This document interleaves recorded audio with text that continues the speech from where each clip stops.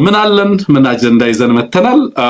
መሳድ ጳውሎስ በምስራቅ በሚድል ኢስት እና በአፍሪካ ጉዳዮች በፕሬዝዳንት ትራምፕ አማካሪ ናቸው። እሳቸው የጻፉት አስገራሚ ነገር አለ። ብልጽግና ሰሞኑን ሲያሟርት ነው የከረመው። ሶማሊያ፣ ኤርትራና ግብጽ ካይሮ ላይ ተገናኙ እያለ ሲያለቅስ ነበር የነበረው። እሱን ለዛ ለቅሶ የሚሆን ምላሽ ተሰጥቷል። ምን እያሉን ነው መሳድ ጳውሎስ የሚለውን እናነሳለን። በአዴን የተፈራው ቀን ደርሷል። ምክክር ኮሚሽን ውስጥ እንዳትገቡ፣ በአዴን ዳግም ስተት ትሰራለህ፣ እድሜ ልክህን ከታሪክ ጋር ተጣልተ ስትታደን ትኖራለህ፣ በአማራ ህዝብ ስም እዛ መድረክ ላይ ውል አትበል ብለን ተናግረናል። አሁን ቦይኮት አድርጉ እያለ ነው፣ እየተጣራ ነው፣ ከረፈደ ነው እየጮኸ ያለው። እንግዲህ ማን ይደርስለት እንደሆነ አላውቅም፣ ግን ደግሞ ጩኸቱን እየሰማን እንዳለን እየተመለከትን ያለ ነው። ኦህዴድ አድፍጦ ለመስራት ከፍተኛ ርብርብ እያደረገ ነው ያለው፣ በተለይ በአዲስ አበባ ጉዳይ ላይ። በነገራችን ላይ ኦህዴድ ከባድ ቅርቃር ውስጥ ገብቷል። ይሄንን ናሽናል ዲያሎግ በማካሄድ ማድረግም ከባድ ሁኔታ ውስጥ ከቶታል፣ አለማድረግም ከባድ ሁኔታ ውስጥ ከቶታል።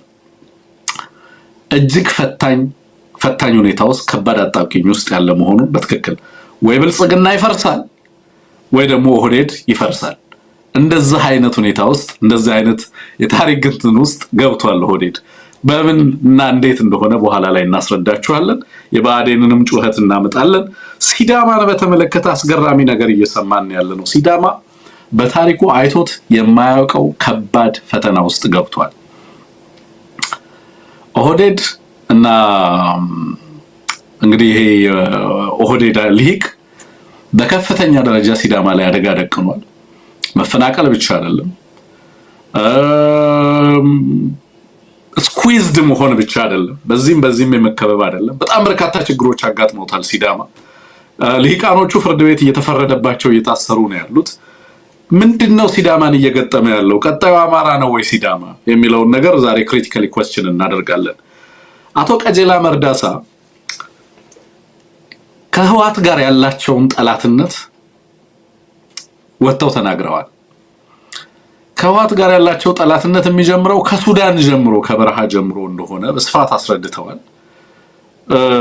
በኋላ ላይ እንግዲህ የነበሩ ከህወሓት ጋር የተደረጉ ጦርነቶችን በዛ ደረጃ የኦሮሞ ልሂቃን ከፍተኛ ርብርብ ያደርጉበት የነበረውን ምክንያት በአንድም በሌላ መንገድ የተረዳሁበት ነው። ያ ቃለ መጠየቅ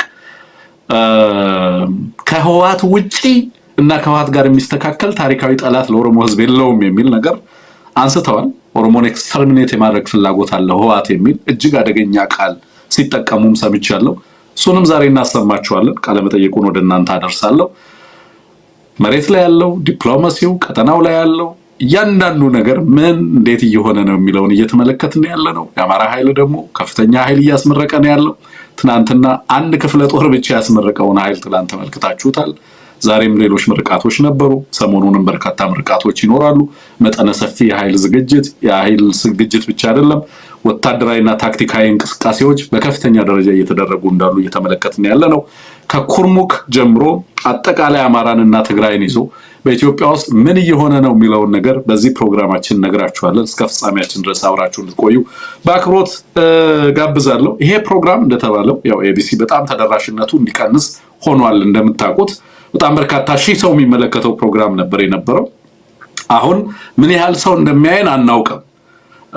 የሚሰጠንን ዳታ ብቻ ነው እያየን ያለ ነው። ፕሮግራሙ ለስንት ሰው እንደሚደርስ አናውቅም። እውነት ለመናገር ተጽዕኖቹ ከየት እንደሚመጡ ይገባናል። በጣም የምናደርገው ትግል ቀላል አይደለም። ስለዚህ በምን አይነት መንገድ በአንድም በሌላ መንገድ ተጽዕኖዎች እንዳሉ በተፈቀደችልን ዊንዶ ግን ህዝባችን ጋር መድረስ አለብንና እሷን ኦፖርቹኒቲ ያለምንም ማቅማማት እንጠቀምበታለን። ስለዚህ የእናንተን ትብብር ይፈልጋል። ላይክ ማድረግ፣ ኮሜንት ማድረግ፣ ፕሮግራሙን ፕሮሞት ማድረግ። ለምሳሌ ስቲከር ስትገዙ ትልቁ የሚያግዘን ከምናገኘው ሳንቲም ይልቅ እና ፕሮግራሙን ከምትደግፉበት ፋይናንሻሊ ከምትደግፉበት ይልቅ ፕሮግራሙ ፕሮሞት ለማድረግ የሚጠቅመው እንትን ቀላል አይደለም ማለት ነው። ስቲከር በተገዛ ቁጥር ፕሮግራሙን ፕሮሞት ያደርገዋል ማለት ነውና በእነዚህ መንገዶች ፕሮግራሙን አግዙ ለማለት ነው።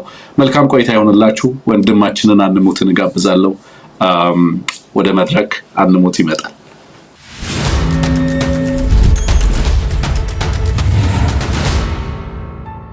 አንሙት እንዴት አለ? እንኳን ደህና መጣ። እንኳን ደህና ቆየህ ወንድም ትንግርቱ። የቢሲ ተመልካቾች፣ ተከታታዮች፣ ደጋፊዎች ሁላችሁም እንዴት አላችሁ? በዩቲዩባችን በአማራ ሳተላይት ቴሌቪዥን እንደዚሁም በረምብል ገጻችን የምትከታተሉ ሁላችሁንም ሰላም ለማለት እወዳለሁኝ። ጥሩ ማሳሰቢያዎች፣ ጥሩ መግቢያ ስትነግረን የነበረውና እንግዲህ በቆይታችሁ ይህን ዝግጅት ለብዙዎች እንድታደርሱን የማሳሰብ ፈልጋለሁ። የቢሲንም እንድትደግፉ በዚህ አጋጣሚ ጥሪ ማቅረብ ፈልጋለሁኝ። መልካም ቆይታ ይሁንልን ወንድም አለ። አመሰግናለሁ። አንሙት ጥያቄዎች ያላችሁ ጥያቄዎችን መጻፍ ትችላላችሁ። ዛሬ ጥያቄዎቻችሁን ማድረስ ለማድረግ እንሞክራለን። በመሃል አንሙት ያነሳዋቸውን ሐሳቦች ሰምታችኋል። ከዛ በፊት ግን አይ ቲንክ ወታደራዊ መሬት ላይ ያሉ ወታደራዊ እንቅስቃሴዎችን በተመለከተ የምትነግረን ነገር ካለ ምን ነበር? ዛሬ ዶሽቃን ጨምሮ በርካታ የቡድን መሳሪያዎች ኤፍኤስአር ሙሉ ሎጂስቲክሶች መማረካቸውን እየሰማን ያለ ነው። ለኛ ዜና አይደለም ባይዘው ወይ እነዚህ ከድል በፊት ያሉ ጥቃቅን ወታደራዊ ድሎች አድርጌ ነው የምወስዳቸው። አልቲሜትሊ የአብይ አህመድ ሃርድዌር ሚሊተሪ ሃርድዌር ዲሲሜትድ የሚሆንበት ቀን አማራ ላይ ተደመሰሰ የሚባልበት ቀን ሩቅ አይደለም። አንሙት እንዳልከው ወልዲያ ላይ ሊያልቅ ይችላል ነው አይደል? ትላንት ያልከው the battle for አዲስ አበባ ወልዲያ ላይ ሊጠናቀቅ ይችላል ኤኒ ታይም ሱን። ምን ሊፈጠር እንደሚችል ብልጽግና የማይገምትም አያውቀውም የሚል ነገር በተደጋጋሚ ስናነሳ ነበር የነበረው። እንደዛ አይነት ነገር ስለሚመጣ አሁን ኤፍኤስአር ሙሉ እንደዚህ አይነት እንትን ተማረከ፣ እንደ ዶሽቃ ተማረከ ምናምን አየር መቃወሚያ ተማረከ ሲባል ብዙ እንትን ጀነራል ተያዘ ዜና መሆን አቁሟል። በነገራችን ላይ አንድ የትግርኛ ዘፈን ነበር ታስታውሳለህ? አንሙት በትግል ጊዜ ህዋት ኮሎኔል ማራኪ የሚል አንድ ዘፈን ነበር። በድንጋይ ኮሎኔል ማራኪ በድንጋይ ኮሎኔል ማራኪ ያ ጀነራል ማራኪ ተከስቶልሃል እዚህ እያልኩኝ ነውና ጀነራል ማራኪ ሆኖ የሚመጣ ትውልድ ነው እየተመለከትን ያለ ነው። ኮሎኔል መማረክ አማራ ውስጥ አያዘፍንም። እውነት ለመናገር አሁን ባለው ሁኔታ በየቦታው በየአውደ ውጊያው በየእንትኑ የሚያረከው ኮሎኔል ነው። 30 ዓመት አገልግያለሁ 38 ዓመቴ ነበር ሲል የነበረ ማለት ነውና በዚህ ላይ እስኪ ያለውን መሬት ላይ ያለውን እንቅስቃሴ ትንሽ ነገር መልካም እንደው ከመረጃው በፊት አንድ ቃለ መጠይቅ ተመልከት ብለኸኝ ምናልባት ለዚህ ዝግጅት ልናቀርበው ከቻልን እያየሁ ነበር። ነገር ግን ፋኖ አስረስ ሲሰጠ የነበረው ቃለ መጠይቅ ነው እና እዚያ ላይ አንድ ያነሳው ነገር አለ። አሁን ከምትለው ጋር አብሮ የሚሄድ ስለሆነ ልጥቀሰው ብዬ ነው። ለምሳሌ አገዛዙ የሰኔ ዘመቻ መክሸፉን ያነሳል። ጮቄ ተራራን፣ ጉና ተራራን፣ አምባሰል ተራራን በቃ ፋኖን ከተራራ ወደ ገደል አወርዳለሁ የሚለው ያገዛዙ ዘመቻ እንዴት መላ እንደቀረ ይዘረዝራል። እንዳውም ያገዛዙ ጀነራሎች ትልቅ ድል በቃ የጽንፈኛውን ኃይል ከጥቅም ውጭ አድርገናል የሚል ሪፖርት ያቀረቡ እንደሆነ በመጥቀስ ነው ሲያወሩ የነበረው በቃለ መጠይቁና ያ ኦፕሬሽን አልተሳካም። እንዲያሉ ዘመቻዎች ያላደረገበት ጊዜ የለም አገዛዙ። ነገር ግን አልተሳካም። በጣም ከፍተኛ ኃይል፣ በጣም ከፍተኛ ወታደራዊ አመራር፣ በጣም ከፍተኛ ዘመቻ ነው ያደረገው፣ ግን አልተሳካም ካለ በኋላ በተለይ የአዲሱ የአፋብን የእዞቹ የአመራር ምደባ መጠናቀቅ ምን ፋይዳ አለው የሚለውን ሲያነሳ አሁን የአመራሩንም የአባሉንም ትኩረት በትግሉ ላይና ባገዛዙ ላይ ሙሉ እንዲወሰን ለማድረግ የሚያግዝ ነው ሲል የገለጸበት ነበር።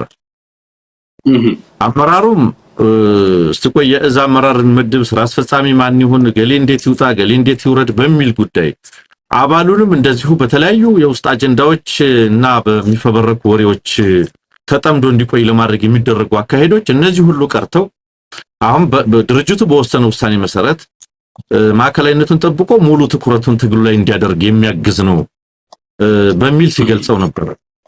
እኔ አሁን ከዚህ በኋላ እንደውም ማስረስ በግልጽ ያስቀመጠው መዳኘት ያለብን መገምገም ያለብን ከዚህ በኋላ ነው ሲል ነበር። ፋኖ አሁን ጀጅ መደረግ ያለበት ከዚህ በኋላ ነው። እስከዛሬ የሄድንበት መንገድ በብዙ ፈተና ውስጥ ነው። እስከዛሬ ወጣን የወረድነው በብዙ መንገድ ነው። አሁን ድርጅት መስርተናል። አሁን እዛችንን አዋቅረናል፣ አስተካክለናል። ከዚህ በኋላ በምንሰራው ስራ ነው መገምገም ያለብን መገመት ያለብን። ከዚህ ቀደምማ በብዙ ችግር ውስጥ ነበርን፣ በብዙ ሁኔታ ውስጥ ነው የነበርነው በሚል ያሉትን ነገሮች በስፋት ሲያነሳ ነው የነበረው። አሁን የምትሰማቸው ወታደራዊ ክንውኖች በፋኖ በኩል ያንን የሚያሳዩ ናቸው። ዛሬ ማህበራዊ ሚዲያ ላይ በስፋት ሲሰራጭ የነበረ የፋኖ የምርቃት ፎቶግራፍ ነበረ። ይሄ እንግዲህ ድሮ የሀገር መከላከያ ሰራዊት ሲባል የሚያሳየው የምርቃት መርሃ ግብር ነው የነበረው። ዩኒፎርምድ የሆነ ስርዓት ያለው ኦርጋናይዝድ የሆነ 500 600 በላይ ኮማንዶ ኃይል በአንድ ክፍለ ጦር ብቻ ሲመረቅ ትመለከታለህ። በዚያው ልክ ስልጠናዎች በየአካባቢው ያሉ በክፍለ ጦር ደረጃ ነው።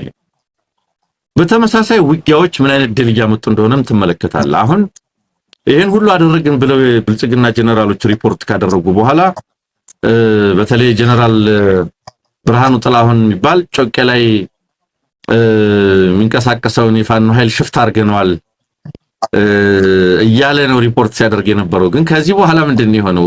የቴዎድሮስ እዛው 201ኛ ኮር 74ኛ ክፍለ ጦር እንደውም አንዲት ሻለቃ ነች፣ አባይ ሸለቆ ሻለቃ የምትባል የፋኖ አንዲት ሻለቃ የፈጸመችውን ጀብዱ የተመለከተ መረጃ ስንመለከት ነበር። አሁን ሰራዊቱ አንድ ልቦና ውስጥ እንዲሆን አየህ፣ ቅድም ጠቅስልህ ያስረዳ ንግግር ሰራዊቱ በዋናው ተልእኮ ላይ ብቻ ተኩሮ እንዲሰራ በሌሎች ወሬዎች በሚናፈሱ ወሬዎች እንግዲህ ዘመኑ የቴክኖሎጂም ስለሆነ ማህበራዊ ሚዲያ ላይ የሚባለውን ሲያነብ አመራሩ ጋር እንዲተባለ እንዲያተባለ ያለ በዛ ላይ ስሜቱን አቴንሽኑን ትኩረቱን ሊስቡ የሚችሉ ነገሮች የሚሰማበት ወቅት አይደለም። አሁን ትኩረቱ ውጊያው ላይ አገዛዙ ላይ እንዲሆን የሚያስችል ነውና እንዳልከው እጅግ በጣም በርካታ ኃይል ነው የተመታው።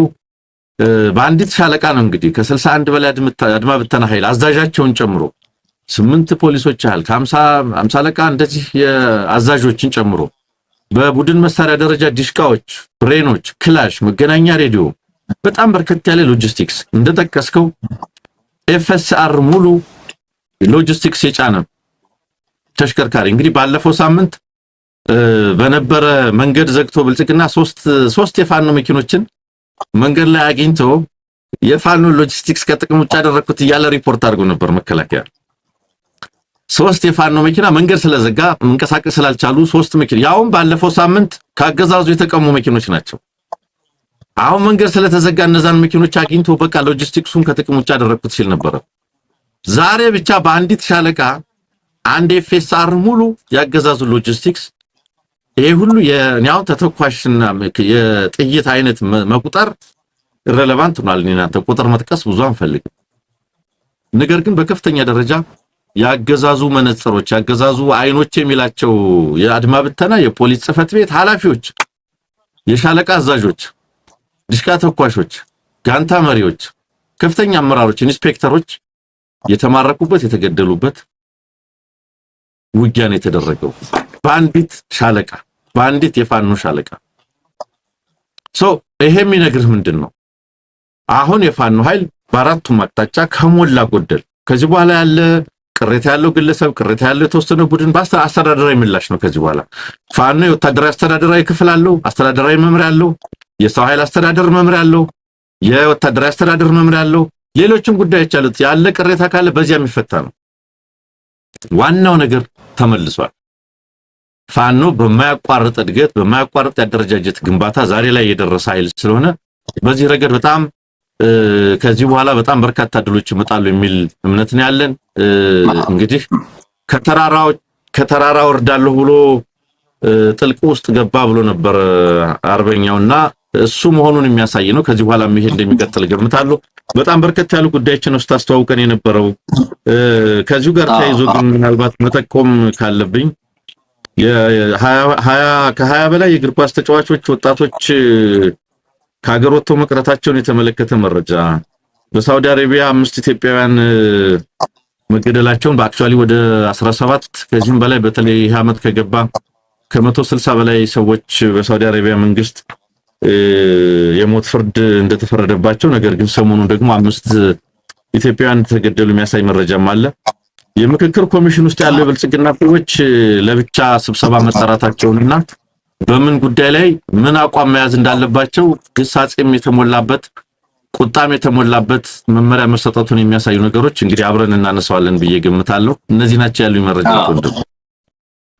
ያ የትላንትና 54ኛው ነው። በነገራችን ላይ ጮቄ ግርጌ ነው እዛው ሆኖ ነው አንሙት ያንን ሁሉ ሰራዊት ትላንትና ያስመረቀው። አንድ ክፍለ ጦር ነው ያንን ሰራዊት ሲያስመርቅ የተመለከትከው ትላንትና ማለት ነው። እና እዚህ ስትራቴጂክ ቡድኑ ላይ ማገኛቸው አንዳንድ ሰዎች በመሬት ላይ ያንሙት እንዲህ ዝም ብለህ ኮንቨርሴሽን ስታደርግ የሚያወሩልህ ስለ ባርባሮሳ፣ ስለ ኦቨርሎድ፣ ስለ ዩራነስ ስለሚባሉ የአውሮፓን ስላስደመሙ ኦፕሬሽኖች ነው የሚያወሩልህ። በአውሮፓ በጣም እጅግ አነጋጋሪ ስለነበሩ ናፖሊዮን ስለመሯቸው ኦፕሬሽኖች ማለት ኢትስ ሃይሊ አድቫንስድ ነው። በነገራችን ላይ ፋኖ በጣም አድቫንስድ የሆነ ኃይል ነው ማለት። በጣም የሚገርምህ ነገር ለምሳሌ አሁን ወደ ከፍተኛ ኃይል ይዞ ሲገባ ብልጽግና አንድም ከፋኖ ጋር የተገናኘበት መድረክ አልነበረም። ልጆቹ በጣም ኤጃይል ነው ስብስቡ። ከባድ ማለት መልክዓ ምድሩን ወታደራዊ ጥበቡን የምሬን ነው ማለት እኔ የምጓጓው እነዚህ ልጆች ለኢትዮጵያና ለዓለም ወታደራዊ ሳይንስ የሚያበረክቱትን ነገር ነገ እያንዳንዳቸው ታሪክ የእያንዳንዱ ኦፕሬሽን ታሪክ በምን መንገድ ተሰንዶ ዓለም ይማርበታል የሚለውን ነገር ለዓለም አቀፉ ማህበረሰብ እስክናስተዋውቅ ነው የምጓጓው። አሁን በነብራኑ ጁላ ጭንቅላት የሚመራ ትግል አይደለም ያለው። እነብራኑ በቀለ ጭንቅላት የሚመራ የአማራ ትግል አይደለም ያለው። ማለት እኔ ኢትዮጵያ ውስጥ የተለያየ አካዴሚክ ተቋም ውስጥ ሰዎች አግኝቼ ካደረኳቸው ኮንቨርሴሽኖች መሬት ላይ ካሉ የፋኖ ስትራቴጂክ ጠበብቶች ጋር የማደርገው ኮንቨርሴሽን የተለየ ሳይንስ ነው እና ብዙ ይሄ አማራ ህዝብ የዚህን ትግል ሌላውም ኢትዮጵያ የዚህን ትግል የእድገት ደረጃ መረዳት አይደለም መገመት አይችልም። ምንድነው የተፈጠረው አቅም? ምንድነው የሚሰራው? በየለቱ በየዘርፉ በየአደረጃጀቱ ምንድነው የሚሰራው የሚለውን አይደለም መረዳት መገመት አይቻልም። እንኳን እኛ ከውጪ ሆነን እዛ ከፋኖ ጋር እታገላለሁ የሚለው በተቃራኒ ሳይድ የተሰለፈው ኃይል ምን እየተከናወነ እንደሆነ ግንዛቤው የለውም። በጣም ጥልቅ ሰፊ ኢትዮጵያንና ሀገሪቱን የሚመጥን ቀጠናውን የሚመጥን ነገር ነው በየቦታው ላይ የሆነ የምንመለከተው አንሙት በየለቱ የምንመለከታቸው ነገሮች ማለት ነው። ለዚህ ነው አሁን ፌሳሮች እንደዚህ ሎጂስቲክስ መኪናዎች በዚህ ጋር ተያዙ እንደዚህ ሆኑ ብዙ ጊዜ ትኩረት ሰጥተን ማናነሳቸው እነዚህ ከድል በፊት ከኮምፕሊት አናይሌሽን በፊት ያገዛዙን አቅም ሙሉ ለሙሉ ከመደምሰሱ በፊት ያሉ እዚህም እዛም የምታዩቸው ወታደራዊ ማኒቨርስ ትላንት ስንል እንደነበረው መተጣጠፎች ናቸው በየቦታው የምንመለከታቸው። ደብረታቦር ላይ ያየነውን ነገር በምን ፍጥነት አዲስ አበባ ላይ እንደምናየው አናውቅም እኛ ራሱ። ጥልቅ እንቅስቃሴዎች ናቸው በጣም ከባድ። ለዚህ ነው ብልጽግና በተለያየ መንገድ የተለያየ ቅዠት ውስጥ ነው ያለው። ባይዘወይ ብልጽግናን መረዳት ይገባል በዚህ ሰዓት። ትላንትና ቴድን እያወራሁት ነበር አንሙት የዚህ ፌክ በትሪፕል ኤ ስም የተለጠፉትን ወረቀቶች እያነሳውለት ነበር በስማችሁ።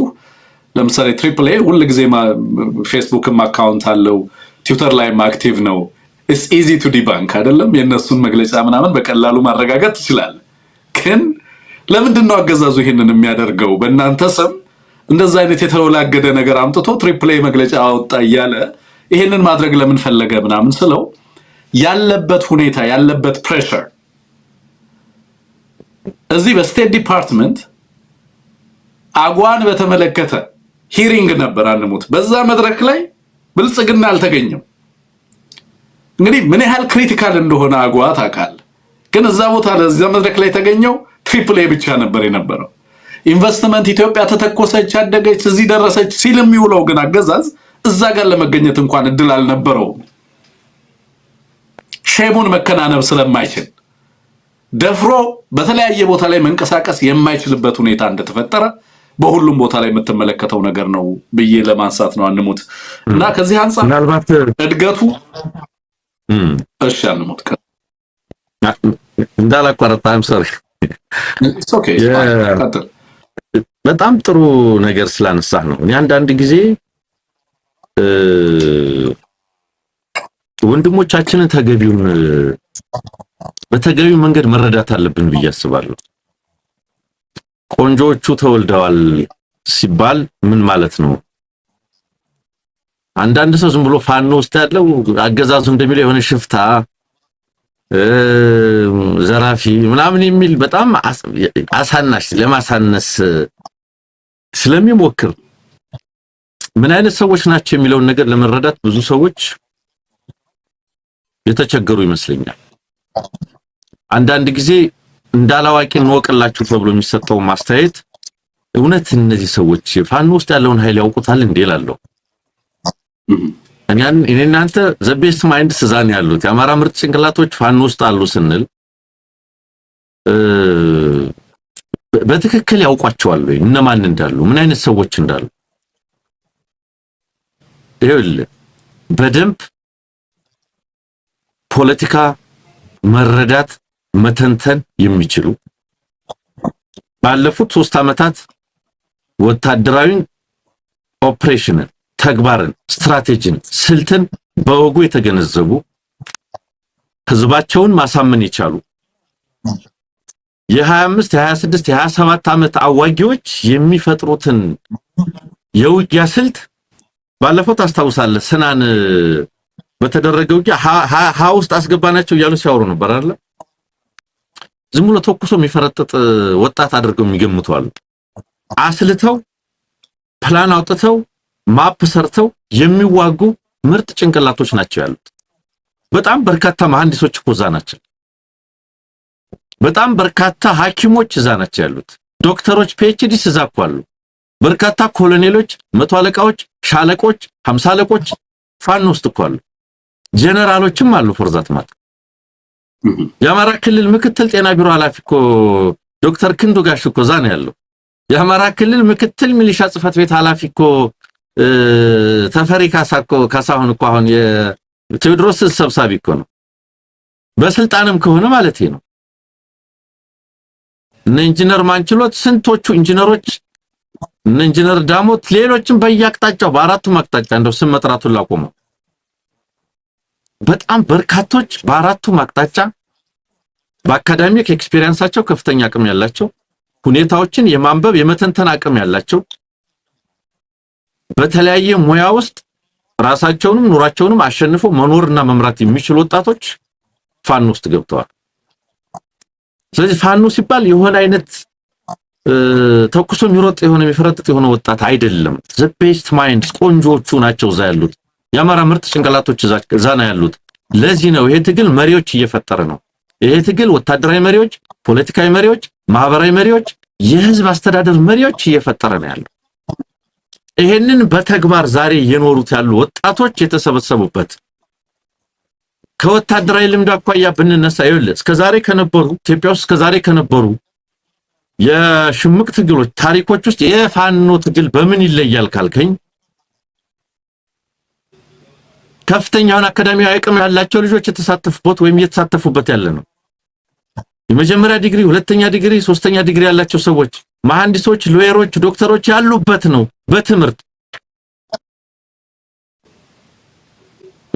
ከሃይ ስኩል ወይም ከሆነ ቦታ ብቻ ሄደው የተቀላቀሉ አይደሉም ነው። በሁለተኛ ደረጃ ወታደራዊ ልምድ ያላቸው ሰዎች በአገሪቱ መደበኛ ወታደራዊ መዋቅር ውስጥ እስከ ጀነራል ማዕረግ የደረሱ ሰዎች ከተራ ወታደርነት በእያንዳንዱ የወታደራዊ ማዕረግ ውስጥ ያለፉ ሰዎች ፋኖ ውስጥ አሉ። በፖሊስና በሚሊሻ መዋቅር ውስጥ ከታች እስከ ላይ የነበሩ ሰዎች በሙሉ አሉ። ስለዚህ በወታደራዊ ኤክስፒሪየንስም ከሆነ በጣም ብዙ ልምድ ያላቸው በርካታ ኮሎኔል በየቀጠናው ብትሄድ 5-6 ኮሎኔል ታገኛለህ። በየቀጠናው ሻለቃው፣ ሻምበሉ፣ መቶ አለቃው ማለት ነው። ስለዚህ በወታደራዊ ልምድ በአካዳሚያዊ ልምድም በህዝብ አስተዳደር ልምድም ያላቸው ወጣቶች የተሳተፉበት ያለ ይሄንንም ነው ለዚህም ነው በጥበብ ይሄንን ድርጅት ወደፊት ለማስኬድ የሚያስችለውን የማያቋርጥ ግንባታ ውስጥ የገቡት ማገዝ ያላዩት ነገር ካለ እንዳንድ ከዛው ውጊያ ላይ እንደሌለ ሰው ከውጭ ሆኖ ጥቆማ መስጠት ተገቢ ነው እንዳላዋቂ ለመቁጠር እንደሆኑ አገዛዙ ሊያሳንስ እንደሚፈልገው የሆኑ አይነት አርጎ መመልከት ተገቢ አይደለም እንዳልከው ነው ፍልስፍናን የዓለም አይዲዮሎጂን የዓለም ትግልን መተንተን የሚችሉ ወጣቶችና ወንድሞች የተሰባሰቡበት ነው የሚለውን ለመግለጽ ፈልጌ ነው ወንድማለው ያ አመሰግናለሁ አንሙት ለሰጠህን ማብራሪያ ይሄንን ካልን በኋላ በሁለት ነገሮችን እናንሳ አንደኛው ከዚህ ከምክክር ኮሚሽኑ ጋር ተያይዞ አንሙት እንግዲህ ሌሎች አጀንዳዎች በጣም በርካታ አጀንዳዎች በማህበራዊ ሚዲያው በተለያየ መንገድ እንዲራገቡ አገዛዙ ይፈልጋል ግን ልዩ ትኩረታችን እንዲሆኑ ምን ፈልጋቸው ጉዳዮች አሉ አንደኛው እንግዲህ አሁን ውስጥ በዚህ ሂደት ውስጥ ለመሳተፍ የሄዱ ግለሰቦች አንሙት ከባድ አጣብቂኝ ውስጥ እንደገቡ እየሰማን ያለ ነው ሂደቱን ራሱ ሆዴድ ሃይጃክ አድርጎታል የዚህ ምክክር ኮሚሽን ተብሎ የሚነሳውና ሂደት ከመጀመሪያም ጀምሮ ሪጀክት ያደረግነው ነው እኛ ግን ደግሞ አጠቃላይ እዛ ውስጥም ይሄ ሂደት በርግጥም የሆነ ነገር ጠብ የሚል ነገር ይኖረዋል ብለው ተስፋ ሲያደርጉ የነበሩ በዚህ አገዛዝ ስር ለመጠለላቸው ምክንያት ሲያደርጉ የነበረው እየመጣ ያለውን ምክክር ለኢትዮጵያውን ሁሉ ችግር ፈቺ እኮ የሚመጣው ምክክር ነው የሀገሪቱ እኮ ቀውስ በሚመጣው ምክክር ሊፈታ ነው እስካሁን እኮ ሰላም ያጣ ነው ይሄ ምክክር ስለዘገየ ነው ምክክሩ ሲመጣ በቃ ሁሉ ነገር ይፈታል ማለት ነው የሀገሪቱ ቀውስ ከትናንት የተወረሰ ቀውስ ነው ከ60ዎቹ ጀምሮ ተማሪዎችና የተማሪዎች ንቅናቄ ያልመለሳቸውን አድሬስ ያላረጋቸውን የሀገሪቱ መሰረታዊ ጥያቄዎች አሁን አድሬስ የምናደርግበት ትክክለኛው ጊዜ የታሪክ ጊዜ ታሪክ የፈቀደው ጊዜ መጥቶልናል መከራዎች ሁሉ ከትናንት የተወረሱ ናቸው እነሱም ምላሽ ያገኛሉ ይያሉ የባንዲራ ጉዳይ እልባት ያገኛል የሀገር ጉዳይ እልባት ያገኛል የብሔር ፌደራሊዝም እሱም እልባት ያገኛል ይሄም እልባት ያገኛል እያንዳንዱን ነገር በዚህ ሂደትና በዚህ ሂደት የሚፈታ አድርገው ሲደሰኩሩና ለዚህ አገዛዝ ድጋፍ ሲያደርጉ የነበሩ ሁሉ አሁን ከውስጡ ነው ሂደቱ ከነሱ ቁጥጥር ውጪ እንደሆነ ሪያላይዝ ያደረጉበት ባዴንም ያ የፈራው ቀን እየመጣ እንዳለ እየተመለከትን ያለነው ኦህዴዶችም በራሳቸው በዚህ ምክክር ኮሚሽን ውስጥ የገቡበትን ቅርቃርም እየተመለከትን ነው ሂደቱን ሃይጃክ ካደረገው ኦህዴድ ውጤቱም የሆነው የብልጽግና መፍረስ ከፍተኛ የሆነ መፋጠጥ በተለይ በኦሮሞና በሶማሌ ልሂቃን መካከል በደንብ የተደራጀ ጠንካራ ተቀናቃኝ ሆኖ የቀረበው በነገራችን ላይ ከሶማሌ ክልል የመጣው ልሂቅ ነው አንሙታውን ባለኝ መረጃ መሰረት በድሬዳዋ ጉዳይ ላይ በሌሎችም ጉዳይ ላይ ከድሬዳዋ እስከ ሞያሌ ባሉ ጉዳዮች ላይ መጠነ ሰፊ ክርክር እያደረገ ያለው ከፍተኛ ተጽዕኖ አገዛዙ ላይ ያሳረፈ ያለው ኦህዴድ ሊያባብለው በተለያየ መንገድ ሲሞክር የነበረው የሶማሌ ልሂቅ ነው ሌሎቹ በጣም ባልተደራጀ መንገድ በተበታተነ መንገድ ውስጣቸውም የጋራ አቋም በሌለው መንገድ እዛ መድረክ ላይ ተገኝተው ምንም ነገር ማድረግ የማይችሉበት ደረጃ ላይ እንደሆኑ ራሳቸውንም አቅማቸውንም ያረጋግጡበት ጊዜ እንደሆነ ተመልክተናል አሁን ከዛ ውስጥ ሆነው መልእክትም ይልኩዋሉ ለኤቢሲም ጭምር ለሚዲያዎችም ይልኩዋሉ ይሄንን ሂደት የኢትዮጵያ ህዝብ ያውግዘው ይያሉ አሁን ላይ መልእክትም ይልኩዋሉ የኢትዮጵያ ህዝብ ከማውገዝ አልፎ ይሄንን ሂደት ዲስክሬዲት አድርጎ ትግል ያደረገ ነው ህዝቡ በተለይ አማራው ሂደቱ ምንም ውጤት እንደማያመጣ ሀገሪቱ ውስጥ ያለው የፖለቲካ ሂደት ተቋማዊ አሰራር ሁሉ ጸረ አማራ መሆኑን ተገንዝቦ የራሱን ትግል እንዲያደርግ የተገደደበት ታሪካዊ ሁኔታ ውስጥ ነው ያለው አይደለም በዚህ ሂደት ውስጥ ኦህዴድ እንደ ቀላል የመዘናቸው ጉዳዮች ደግሞ ለምሳሌ አዲስ አበባን ባለቤትነት ጉዳይ የኦሮሚያ የማድረግ ፍላጎቱ ደግሞ ይዞበት እየመጣ ያለው ሌላ አደጋ በግልጽ ፍንተው ብሎ እየመጣ እንዳለ እንመለከታለን ወይ ብልጽግናን ያፈርሳል ወይ ኦህዴድ ራሱ የሚፈርስበት አደጋ ውስጥ እየገባ እንዳለ እየተመለከትን ያለ ነው። እነዚህ ነገሮች እንዴት እየተከታተልካቸው ነው? በአንድ በኩል በዚህ ምክክር ኮሚሽን ነው ችግሮቻችን የሚፈቱ ብለው ተስፋ ሲያደርጉ የነበሩ ልሂቃን አሁን ውስጥ ሆነው ለሚዲያዎች እባካችሁ ድምጻችሁን አሰሙ፣ ከዚህ ሂደት በኋላ የሚመጣው ነገር ለሀገሪቱ አደገኛ ነው እያሉ መልእክት እየላኩ ነው ያሉት። ሌላ በኩል ኦህዴድ እንደዋዛ ሞክረዋለሁ እኔ የፈለኩትን ነገር አሳካበታለሁ ብሎ የሄደው ነገር እና እየሄደበት ያለው መንገድ ሌላ ተደራራቢ አደገኛ ቀውስ ደግሞ ይዞ እየመጣ እንዳለ እየተመለከትን ያለ ነው። እነዚህ ነገሮች በተመለከተ አንሙት ምትነግረን ነገር ካለ? ያ እንግዲህ ይሄ ጉዳይ በትክክል ቅራኔ ያላቸውን ኢትዮጵያውያን ቢያሳትፍ ኑሮ ምን ሊመስል ይችል ነበር የሚለውን መገመት እንችላለን። ብልጽግናና አምሳያዎቹ ተሰብስበው እንዲህ የሚያባብል ከሆነ እንደምንሰማው እያደረገ ከሆነ ትክክለኛ መዋቅራዊ ቅራኔ ያላቸው ኢትዮጵያውያን ከዚህ አገዛዝ ጋር ወታደራዊና ፖለቲካዊ ትግል እያደረጉ ያሉ አካላት ቢሳተፉበት ደግሞ ምን መልክ ሊይዝ ይችል ነበር የሚለውን መረዳት መገመት ይቻላል። አሁን ብልጽግናና አምሳያዎቹ ተሰብስበው ነው እንዲህ እየተባባሉ ያሉት። ሌሎቹ ይቅርና እንደው እሱ የሰበሰባቸው ይቅሩና ራሱ የብልጽግና አባላት ተብለው የገቡትን በተመለከተ አንድ ጽሑፍም ሳነብ ነበር። በአንድ የረፍት ቀን ላይ ስብሰባ ጠርቶ አሁን ብልጽግና አደረገ የሚባለው ምንድነው? በተለያዩ ጉዳዮች ላይ ምን አቋም ድርጅቱ እንደሚይዝና እንደሚፈልግ አባላቱ እንዲያውቁ፣ አንዳንዶቹን እንደውም ለምሳሌ እዛው ከብልጽግና ውስጥ አዲስ አበባን በተመለከተ ያው ኦህዴድ በጣም በከፍተኛ ደረጃ እየሰራበት ያለ ነው የኦሮሚያ አካል ትሁን የሚል አቋም ማራመዱን፣ ብልጽግና ግን ድሬዳዋም ሆነ አዲስ አበባ የፌደራል አካል ይሁኑ የሚል አቋም እንዳለው ይሄንን የምትሉ አካላት አደብ ግዙ፣ ከስልጣንም ካላችሁበት ቦታም እስከ መባረር ትደርሳላችሁ የሚል ማስፈራሪያ ማቅረቡን የተመለከተ ጽሑፍ ሳነብ ነበር። እየቀረቡ ባሉ አጀንዳዎች ላይ ወይም አገዛዙ ይሁንኝ ባላቸው አጀንዳዎች ላይ ሳይቀር የራሱ አባላት እንኳን በነጻነት የመሳተፍ ሐሳብ የማቅረብ መብታቸውን በድርጅታዊ በማዕከላዊ ዲሞክራሲ የሚባለው በድርጅት ጥርነፋ ውስጥ ሊይዛቸው እየሞከረ እንደሆነ ትመለከታለህ። ይሄ በአንድ ድርጅት ብቻ ሳይሆን ከብሔር ብሔር ከክልል ክልል ደግሞ የተለያየ አቋም ነው ያለው። አሁን ኦህዴድ የሚሰራው ድራማ ምን መሰለ? ራሱ ኢንጂነር ባደረገው ደጋግመን የምናነሳው የኢሊሊ ሆቴል መግለጫና አቋም ላይ የፖለቲካ ፓርቲዎችን የሲቪክ ተቋማትን አባገዳዎችን አባስንቄዎችን ምናምን ማስንቄዎችን የሚባሉትን ሰብስቦ መግለጫ እንዲያወጡ አስደርጓል። ታውቃለህ? ያ መድረክ በአገዛዙ ይሁንታ የተደረገ መድረክ። በዚያ መድረክ ይሄ አካባቢኛ ነው የሚለውን መግለጫ እንዲሰጥ አድርጓል። እዛ ላይ ፖለቲካ ፓርቲ ያላቸው ነበሩት፣ ማህበራዊ ተቋማት የሲቪክ ተቋማት የሚላቸውን ጠርቷል። ያን መድረክ ያዘጋጀው ጀነራሎቹም ካድሬዎቹም ነበሩበት። ያን መድረክ እንዲያርጎ ካዘጋጀው በኋላ እንደዚህ አይነት አቋም እንዲወጣ ያደረገው እሱ ነው። በጀርባ ደግሞ እነዚህን ሁሉ በምክክር ኮሚሽን እናጸድቃቸዋለን እያለ የኤሊቱን ድጋፍ ለማግኘት ሲሰራ የነበረው ኦህዴድ ነው።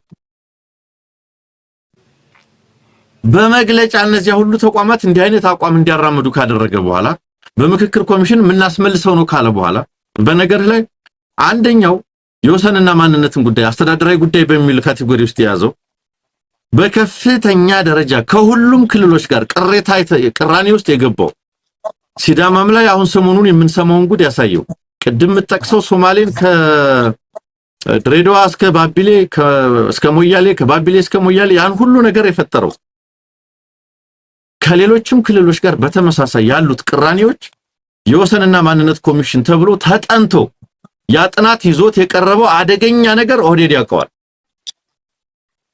ዙሪያውን በወሰንና በማንነት ጉዳዮች ከፍተኛ ግጭት፣ ከፍተኛ ቅራኔ ያስተናገደ ነው። ጥናት ተጠንቷል። የስንት ሺህ ገጽ ጥናት ነው የቀረበው። ይሄ ምክክር ያንን ሊፈታ አይችልም። ሌላው ይቅርና ኤሊቱን ሰብስቦ ፍላጎቱን ዲክሌር ካደረገ በኋላ በኤሊቱ በኩል አስጠንቶ የገጠመውን ጣጣ ሊገጥመው የሚችለውን ጣጣም ካወቀ በኋላ እነዚያን ሁሉ ቅራኔዎች በዚህ መድረክ እንደማይፈታቸው ያውቃል።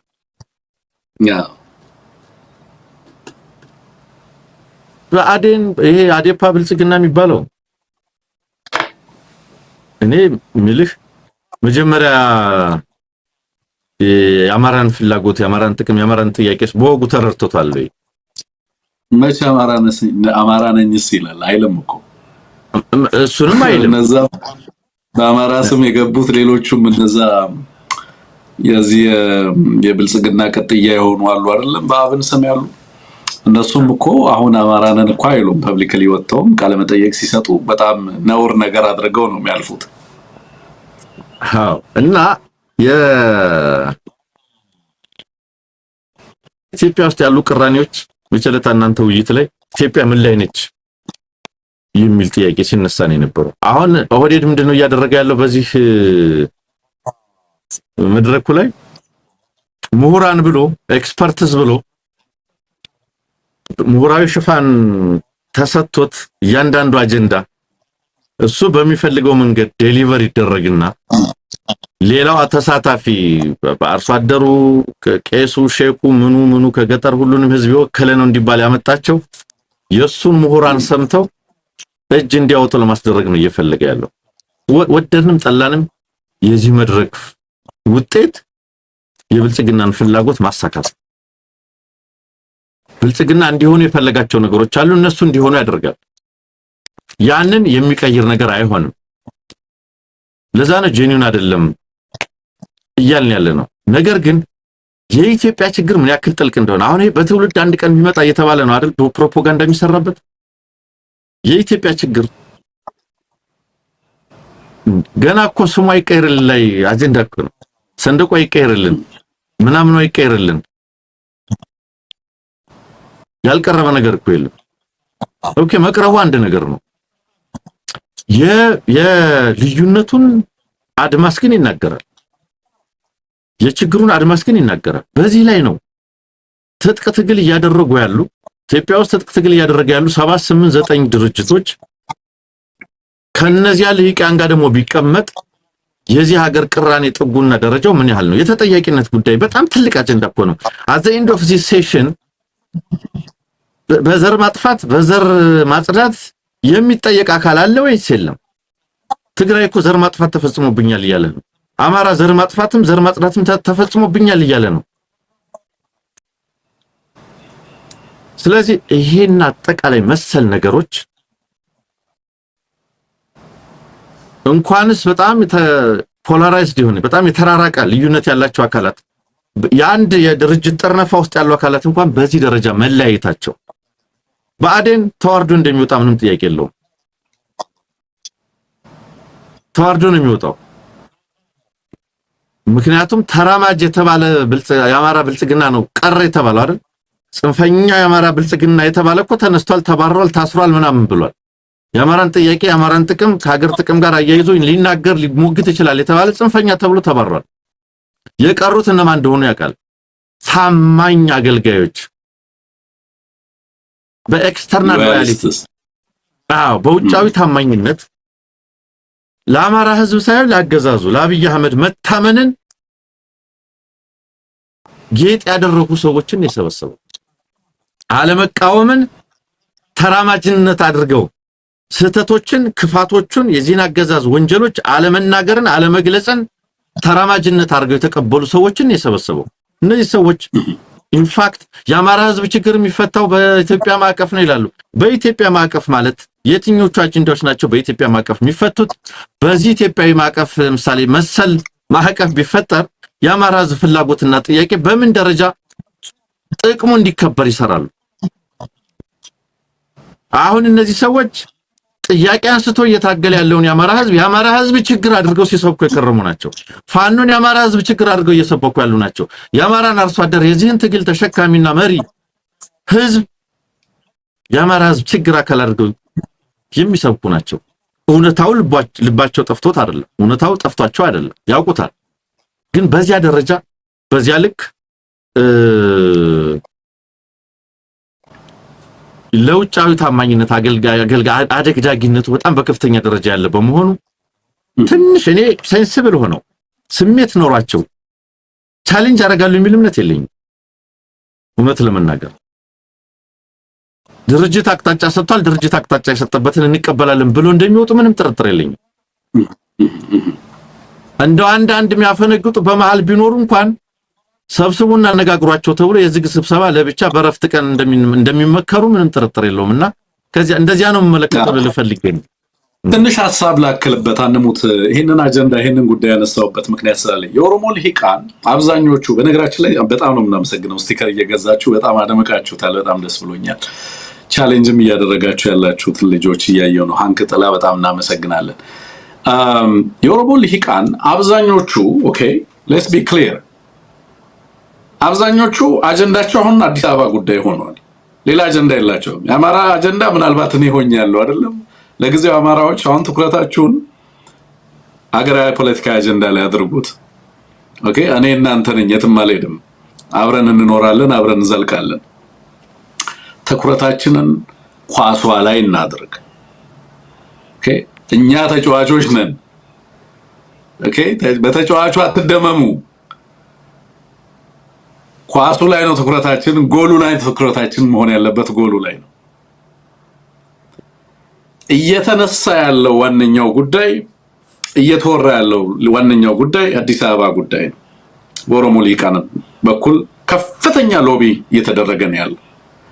አንሙት ሁለት ጉዳዮች አዲስ አበባና ድሬዳዋን ጉዳይ አመጣና ሌሎቹም ጉዳዮች የክልል ጉዳዮች ስለሆኑ ብሎ እንደነ ወልቃይት ያሉ እንደነ ራያ ያሉ ጉዳዮችን እልባት ሊሰጥ የሚገባቸው የነበሩ በህዝቦች መካከል ቅራኔን የፈጠሩ ጉዳዮችን በክልል የሚፈቱ በሂደት የሚፈቱ ብሎ የኦህዴድ አጀንዳዎችን ግን የናሽናል ዲያሎጉ አካል አድርጎ ይዞ መጥቶ ነው የምትመለከቱት። በእነዚህ ላይ ኤክስፐርት አድቫይዝ ተብሎ ደግሞ እዛ ያሉ ተሰብሳቢዎችን አብዛኞቹ እዛ ያሉ ተሰብሳቢዎች ግንዛቤው የላቸው። ምክንያቱም ኤሊት ባርጌኒንግ አይደለም።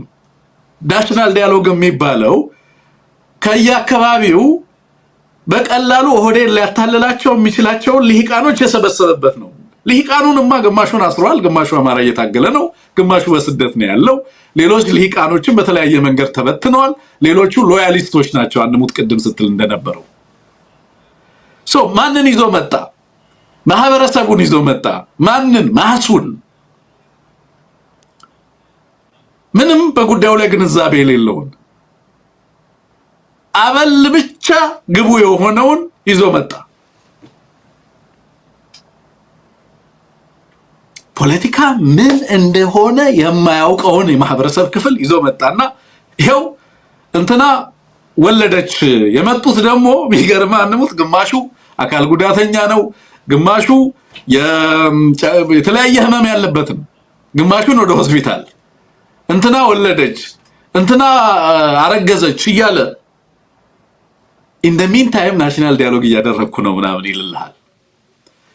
ምንድነው በዚህ ሂደት ውስጥ ሊያሳካ የሚፈልጋቸው ነገሮችን ምናምን ስትል ልዩ ትኩረት ሰጥቶ እየሰራበት ያለባቸው ጉዳዮች ውስጥ ኤክስፐርቶቹ መጥተው ለነዚህ ሰዎች ስልጠና ብለው በነገራችን ላይ አንሙት ሌሎች ሀገራት ላይ እንደዚህ ኤክስፐርቲዝ የሆነ ትሬኒንግ በተወሰኑ በአንዳንድ ፖለቲካዊ ጉዳዮችና አጀንዳዎች ላይ ስልጠና የሰጠባቸውን ሀገራት ተመልክቻለሁ። ሚኒመም 2 ወራት ትምህርት ይሰጣል። በበርካታ ልሂቃን ትምህርት ይሰጣል በተቀናጀ መንገድ። ኦህዴድ ግን በአዲስ አበባ ዙሪያ ላይ መጥቶ የአዲስ አበባን ታሪክ እነንትና ጉለሌ ይባሉ እንደነበረ እቺ አካባቢ ስሟ እንደዚህ ነበር እያለ በዛ ደረጃ ማህበረሰቡን ብሬን ዋሽ ለማድረግ እዛ ያለውን ተሰብሳቢ ጥረት ሲያደርግ ትመለከታላችሁ። አልቲሜትሊ ሌላ አጀንዳ ለማህበረሰቡ እየሰጠ እሱ በዚህ ዲያሎግ ሂደት ውስጥ ማሳካት የሚፈልገውን ነገር ለማሳካት ርብርብ እያደረገ ነው ያለው። በዚህ ሂደት ውስጥ ቀደም ያልካቸው አካላት እነ ብአዴን ምናምን የሚባሉ አካላት አስቀድመው እዛ ቦታ ላይ እንዳይገቡ ተነግሯቸው ክህደት እንደሆነ ተነግሯቸው ከዚህ በኋላ በሂደቱ መሳተፋቸው ብቻ አይደለም የሚመጣ አውትካም ዘመናቸውን ሙሉ ሲያድናቸው እንደሚኖር በተደጋጋሚ ተነግሯቸዋል። አንሰማም ብለው ምርጫችን ነው ብለው እዛ ቦታ ተገኝተዋል። ውጤቱ ምንም ይሁን ምንም አንሙት አብይ አህመድ በዚህ ሂደት ላይ ያሳካ የሚፈልጋቸው ነገሮች እንዲሳኩለት ማድረግ በሀገር ላይ የሚፈጸም ትሪዝን ነው። ኢትዮጵያ ጦርነት ውስጥ ሆና የሚካሄድ ናሽናል ዲያሎግ የኢትዮጵያን ህዝብ አይን በእንጨት እንደመውጋት ነው ብለን በተደጋጋሚ ተናግረናል። አልሰሙም። አሁን እዛው ነው ቴክስት ይልካሉ፣ ለኤቢሲ መልእክት ይልካሉ። ባካችሁ እዚህ ላይ ትኩረታችሁን አድርጉ፣ አጀንዳችሁን ትኩረት እዚህ ላይ አድርጉ፣ ኦህዴድ ሊጠልፈው ነው እያሉ መልእክት ይልካሉ። ኦህዴድ አንሙት በዚህ ዲያሎግ ምን አድርጎ መጣ? ባለፉት 8 ዓመታት ሀገሪቱ ላይ የደረሰው ውድመት የአብይ አህመድ አስተዳደር ፖለቲካዊ ክሽፈት አካል ሳይሆን የተወረሰ ኃጢያት ውጤት መሆኑን አድርጎ መጣና ይሄኛው ናሽናል ዲያሎግ አብይ አህመድ እና የሱ ቡድኖች ከኃጢያታቸው ነፃ የሚወጡበት ሂደት ካፈሰሱት ደም ነፃ የሚወጡበት ሂደት አድርጎ ይዞት መጣ። አሁን ቅራኔያችን ምን ሆነ? አብይ አህመድን ምን ታገለው አካላት በአዲስ አበባ ጉዳይ ላይ እርስ በርስ ልንፋለም ነው ነገር።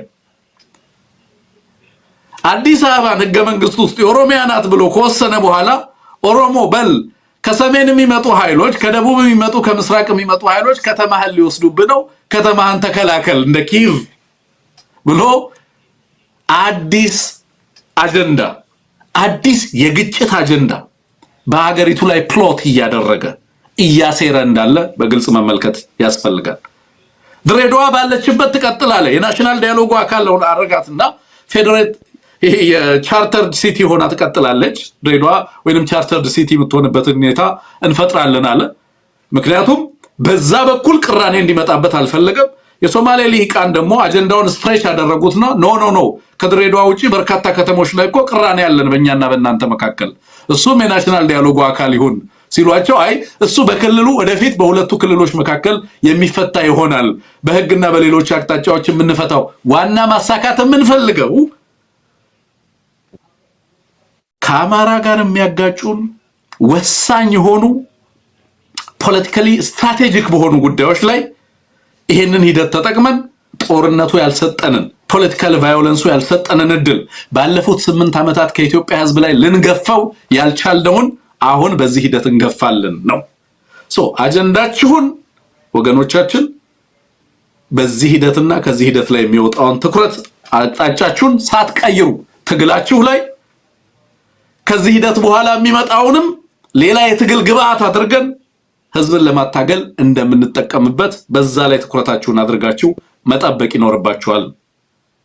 አልቲሜትሊ በምንም ወዲና ወዲ እንትን ማለት አያስፈልግም። ወዲና ወዲ ማየት አያስፈልግም። መባከን አያስፈልግም። ትኩረታችን በአዲስ አበባ ጉዳዮች ላይ የሚወሰኑና የሚመጡ ውጤቶች የኢትዮጵያን ህዝብ በጋራ ለጋራ ትግል ሊያስነሱት ሊያቆሙት ይገባል። ኦህዴድ በዚህ በጦር እንዴ አንሙት እኮ ቅድም ስትል እንደነበረው አንድ ሀገር ከጦርነት የከፋ ምንም ነገር የለባትም። ባይዘው አንሙት ጦርነት is a complete collapse of politics እኮ ነው። የፖለቲካ ሙሉ ለሙሉ መውደቅ ውጤት ነው ጦርነት። እንዴት አንድ ሀገር ጦርነት ውስጥ ሆና ጦርነት አጀንዳዋ አይሆንም? እንዴት አጀንዳዋ አዲስ አበባ ዋና ከተማ ይሆናል? በአዴን መጀመሪያ አድሬስ ማድረግ የነበረበት ነገር ይሄ ነው። የበአዴን ስፔሲፊካሊ የገጠመው አደጋ ምንድነው? አማራው ጦርነት ውስጥ ነው። ትግራይ ጦርነት ውስጥ ነች። በርካታ የሀገሪቱ አካባቢ ምዕራቡን ጨምሮ በርካታ የሀገሪቱ አካባቢ ዛሬ ባለኝ መረጃ መሰረት በነገራችን ላይ ከኩርሙክ ተሻግሮ በርካታ የታጠቀ ኃይል ወደ ቤኒሻንጉልና ወለጋ ገብቷል። በርካታ ኃይል ይሄንን መጠነ ሰፊ ውጊያ ይሄንን መጠነ ሰፊ ጦርነት ውስጥ ያለች ሀገር የዋና ከተማዋ ጉዳይ እንዴት አጀንዳ ሆነ? ኢትዮጵያ አክቹሊ ዲቮርስ እያደረገች ነው ወይ ኦሮሚያ ከኢትዮጵያ? የከተማዋ ጉዳይ ለምን በዚህ ደረጃ አንገብጋቢ አጀንዳ ሆነ? ጦርነትን ማስቆም እንዴት ቀዳሚ አጀንዳ አልሆነም የሚለውን ጥያቄ ስትጠይቅ የምታገኘው ቀጣዩን የጦርነት አጀንዳ ቀጣዩን ጦርነት ቀጣዩን የጦርነት አቅጣጫ ማኒፋክቸር እያደረገ ነው ኦህዴድ። በአዲስ አበባ ጉዳይ ላይ የሚዋጉ ማህበረሰቦችን ይፈጥራል ማለት ነው ከዚህ ሂደት በኋላ። በዚህ ሂደት ውስጥ ግን ሁለት ነገር ይመጣል። አንድ ሂደቱ በራሱ ይዞት የሚመጣው ነገር በነገራችን ላይ ፖለቲካሊ ትግል ላይ ላሉ ኃይሎች ጠቃሚ ይሆናል። አውትካሙ አይደለም not in a positive sense። የና አብይ አህመድ ስቱፒዲቲ በሀገርና በትውልድ ላይ የሚያደርጉትን ክህደት እና ያንን ክህደት ተከትሎ የሚመጣው ነገር አንድ ብልጽግናን ያፈርሰዋል። ብልጽግና ውስጥ የተሰገሰጉ ሰዎች አንሙት የራሳቸው ኤጀንሲ ካላቸው ማሰብ የሚችሉ ከሆነ እና ከወጡበት ማህበረሰብና ለወጡበት ማህበረሰብ እንጠየቃለን ብለው የሚያስቡ ከሆነ ከዚህ ብልጽግና ከሚባል ኦህዴድ ካፕቸር ካደረገው ተቋም ውስጥ ሙሉ ለሙሉ ሊወጡ የሚችሉበትን እድል ያሰፋል። ሁለት ብልጽግና አሁን በጀመረው መንገድ የአዲስ አበባን ጉዳይ የኦሮሚያ ሳያደርግ ከወጣ ደግሞ እነ ሽመልስ አብዲሳን ጨምሮ ይሄንን ሂደት ሃይጃክ ለማድረግ ርብርብ እያደረጉ ያሉ ልሂቃን ቀጥታ ከአብይ ጋር የሚገጥሙ ይሆናል ይሄንን ሳያደርግ ከወጣ። ስለዚህ ሂደቱን በአንድም በሌላ መንገድ ድጋፍ እያደረጉ ነው አሁን ያሉት። ከሂደቱ በኋላ የሚመጣውን ውጤት የሚጠብቁ ልሂቃን እንዳሉ እየተመለከትን ያለን፣ ሌላውን ቢዚ በማድረግ በተለያየ አጀንዳ ማለት ነው። የትኛውም ውጤት አብይ አህመድና ስርዓቱን ያፈርሰዋል።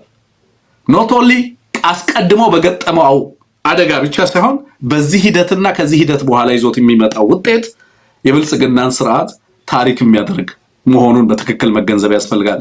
አጣብቂ ነው። አንድ ዳይሌማ አይደለም ያለው በነገራችን ላይ it's just trilemma ነው። ሶስት ምናልባትም ከዛ በላይ የሆኑ እጅግ ድርብርብ ቀውሶች ውጤቱ ምንም ይሁን ምንም ብልጽግናን የሚያፈርሰው ውጤት መሆኑን በትክክል እየተመለከትን ያለ ነው። በዚህ ሂደት ውስጥ ሌላውን ለማታለል የሌላውን ኢጎ ማሳጅ ለማድረግ የሌላውን የብዙ ዘመናት ምናምን ሲምቦሊክ የሆኑ ነገሮችን ያክሙልሃል። ለምሳሌ ባንዲራው አረንጓዴ ቢጫ ቀይ ሆኖ ይቀጥልና መደቡ ምናምን በጊዜ ሂደት ይወሰናል። ለጊዜው ኮከቡ ሆኖ ይቀጥል ሊሉ ይችላሉ። ያ ደስታህን አንተ ወደር አልባ ላይ የሌለው ደስታ ውስጥ እንድትገባ በቃ አረንጓዴ ቢጫ ቀዩ ተፈቀደ ብለህ እንድትፈነጥዝ ያደርጋል። ለኔ ባንዲራው አይደለም ፖለቲካው፣ በሂደት ይቀይረዋል እሱ። ዋናው ፖለቲካ ውስጥ ቁልፍ የሆኑ ሀገርን ያቆዩ የአዲስ አበባን ጉዳይ ጨምሮ በርካታ ወሳኝ ጉዳዮች ላይ ሀገር እንደ ሀገር ልትቀጥልና ላትቀጥል የምትችልበትን ታሪካዊ ውሳኔ በተመለከተ የሚያደርጓቸው ውሳኔዎችና ድንጋጌዎች ላይ ትኩረት ሰጥቶ መከታተል አስፈላጊ መሆኑን በዚህ አጋጣሚ ማንሳት ያስፈልጋል። በሌሎች ጫጫታ ውስጥ ትኩረትን ላለመሳት ጥንቃቄ ማድረግ ተገቢ መሆኑን በዚህ አጋጣሚ ላንሳ ብዬ ነው። ብአዴን ግን it's too late። ለብአዴን አሁን እኔ ብአዴን አንድ እድል አለው በተደጋጋሚ ምለው ምንድነው ብአዴን ሚሊሻና አድማ ብተና እየመለመለ ዛሬም በአማራ ህዝብና በአገር ላይ ከባድ ውድመት እያደረሰ ያለ ስብስብ ነው። በነገራችን ላይ ብአዴን ለኢትዮጵያ ከርስ ነው፣ ለአማራ ብቻ አይደለም። ባይዘዌይ ኢትዮጵያ አሁን ለገባችበት ቀውስ ተጠያቂው ኦህዴድ ብቻ አይደለም። ብአዴን ኢኔብሊንግ ኢንቫይሮንመንት እንዲፈጠር ያደረገ የመጨረሻው ፈሪ ስብስብ ነው።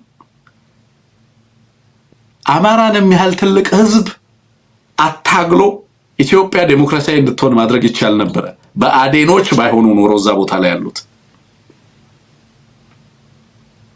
አማራ በጣም ትልቅ ጎበዝ ታጋይ ህዝብ ነው። ጠንካራ ህዝብ ነው። በደንብ አታግለው ኢትዮጵያን ዴሞክራሲያዊ ማድረግ ይገባው ነበር።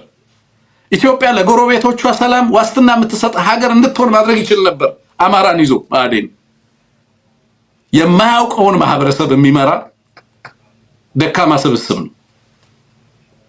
የማያውቀውን ማህበረሰብ አቅም ማያውቅ ስብስብ ነው። እርስ በርሱ በተወለደበት መንደር የተቧደነ እጅግ ደካማ እጅግ ዝቃጭ ሆነው የአማራ የመጨረሻው ትውልድ ሊሆን የሚገባው ስብስብ ነው። በነገራችን ላይ ይሄ ቡድን አያኮርፍም። አዲስ አበባ በኦሮሞ ልሂቃን ቢወሰድ አያኮርፍም። ቅሬታ የለኝም ብሎ ባንዲራውን ግን ኮከቡን አስነሳውላችሁ ሊለን ይፈልጋል። ኦኬ ኮከቡን አስነሳውላችሁ የነበረውን የክልል መዋቅር አስቀጠልኩላችሁ ደስ ይበልህ አማራ ሊለን ይፈልጋል። ኦኬ ማወቅ ይገባናል። የኛ ትኩረት ከዚህ ስብስብ በላይ ቢሆንም ይሄንን ሂደት እና ይሄንን የቅጥፈት ሂደት ለኢትዮጵያውያን መማሪያ አድርገን ነገር ላይ እንደምናቀርበው ብናውቅም ትኩረታችን ግን መሆን ያለበት አንሙት እነዚህ በኦህዴድ ልሂቃን በኩል እየተሰሩ ያሉ በሀገርና በትውልድ ላይ እየተሰሩ ያሉ ሸፍጦችን በንቃት መከላከል ነው፣ በንቃት ማጋለጥ ነው። ከዛስ የሚወሰነው ማንኛውም ውሳኔ የትግል ግብአት ነው። ምክንያቱም ምንድነው የምንጠብቀው? በጦርነት ውስጥ ለምንድነው የሚያካሂዱት ይሄንን ዳያሎግ? ክህደት ለመፈጸም ነው፣ በሀገር ላይ ጥፋት ለመፈጸም ነው። አዲስ አበባን ከወሰደ በኋላ ምን ሊል ነው? አዲስ አበባን በህዝበ ውሳኔ በህገ መንግስት በናሽናል ዲያሎግ አስወስኛለሁ፣ ስለዚህ ከፈለጋችሁ ተገንጠሉ፣ እኔ ግን ሀገሪቱን ዋና ከተማ ምዤ የራሴን ሪፐብሊክ ለማወጅ አልቸገርም ሊል ነው። ሀገር እያዋለደ ነው። ኢናናዘር ሴንስ ፕላን ቢውን እየተገበረ ነው። እንቅፋት የሚሆንበት የአዲስ አበባ ጉዳይ ነበር ነው ልገንጠል እንዳይል ህገ መንግስታዊ ዋስትና አይሰጠውም። አሁን አዲስ አበባን ካስወሰነ በኋላ በዚህ ሂደት ውስጥ እነዛ ኃይሎች መጡ ናይትሜሮቹ መጡ ካለ ገነጠላለው ሊል ነው። ያንን ነው እያቀበለው ያለው ብአዴን፣ ያንን ነው እየሰጠው ያለው። በዛ መድረክ ውስጥ የሶማሌ ተወካዮች ያነሷቸውን ጥያቄዎች ያህል የረባ ጥያቄ ቻሌንጅ ያነሳ ሌላ ክልል የለም። ስለዚህ ትኩረታችንን አውትካሙ ላይ ኢትዮጵያውያንን በጋራ ያቆማል፣ ምንም ጥያቄ የለኝም። አንሙት አማራን በተናጠል አፌክት ከሚያደርጉ አጀንዳዎች ብልጽግና እየተጫወተ ያለው ኢትዮጵያውያንን በጋራ አፌክት በሚያደርጉ አጀንዳዎች ላይ ነው። ኦህዴድ ኦን በሚያደርገው ዋና ከተማ ውስጥ ምን ትሰራለህ አንተ? ምን ይሰራል ፕራይቬት ሴክተሩ? ምን ያደርጋል ኢንቨስተሩ? በኦህዴድ ህግ ልትተዳደር ማለት ነው። በኦህዴድ ይሄ ሬሻላይዜሽን ኦፍ ዘ ኮድ ህጉን ኤትኒሳይዝ አድርጎ ተቋማቱን ኤትኒሳይዝ አድርጎ ኢትዮጵያውያን ዋና ከተማቸው ተነጥቀው በኦህዴድ ዋና ከተማ ውስጥ ሊኖሩ ማለት ነው። ኢማጂን the fate of ኢትዮጵያ። የአዲስ አበባ ጉዳይ ከተወሰነ በኋላ ምን አይነት ኢትዮጵያ እንደምትኖር ገምት አንሙት። ከዚህ ሂደት በኋላ ምን አይነት ኢትዮጵያ ልትፈጠር እንደምትችል ትኖራለች ኢትዮጵያ። አይ ቲንክ ሚድዋይፍ እያደረገ ያለው ስቴትን ነው ኦህዴድ፣ ሪፐብሊክን ነው እያዋለደ ያለው። በአዲስ አበባ ጉዳይ የኢትዮጵያ ጣፈንታ ኮንክሉድድ ይሆናል። የኢትዮጵያ መቀጠልና አለመቀጠል በአዲስ አበባ ጉዳይ ላይ ይጠናቀቃል። ስለዚህ አማራ ሆይ አጀንዳ ትንግርቱ አይደለም ማለት ነው። አጀንዳ ቀጣይነትህ ነው። አጀንዳ የዋና ከተማ ጉዳይ ነው። አጀንዳ የሀገር ጉዳይ ነው። እዛ ላይ ትኩረት አድርግ። ጎበዝ ከሆን ትግላችን የጎበዞች ትግል ከሆነ እዛ ላይ ትኩረት ያድርግ። የሚጠቅመን ላይ ትኩረት እናድርግ ማለት ነው እና በምንም መንገድ በዚህ ረገድ ሌላ ስህተት እንዳይሰራ። ሌላው 84 እና 83 ላይ አይደለም ያለነው አንሙት አይደለም 83 ላይ አይደለም ያለነው ምለው ለምንድን ነው? እስኪ ወደ ኋላ በ83 ልመልስህ አንሙት። 83 ላይ አማራ ነበር ወይ ምልህ አዳራሽ ውስጥ አይደለም። አማራ ንቃቱ ነበር ወይ? ጥቅሙ ነበር ወይ? አማራ እንደ ፖለቲካል ኮሚኒቲ ነበር ወይ? ተቋም ነበር ወይ? ትግል ያደርግ ነበር ወይ? ዛሬ ለምንድን ነው አደገኛ የሚሆነው? ለኦህዴድ የሚወስናቸው ውሳኔዎች ምን እንደሚያመጡበት ከ83 የተለየ አውድ ውስጥ እንዳለን የሚያሳይ ነገር ካለ ብዬ ነው። ለምንድን ነው ዛሬ 83 አይደለም የምንለው የሚለውን ትንሽ ብታነሳልኝ ደስ ይለኛል።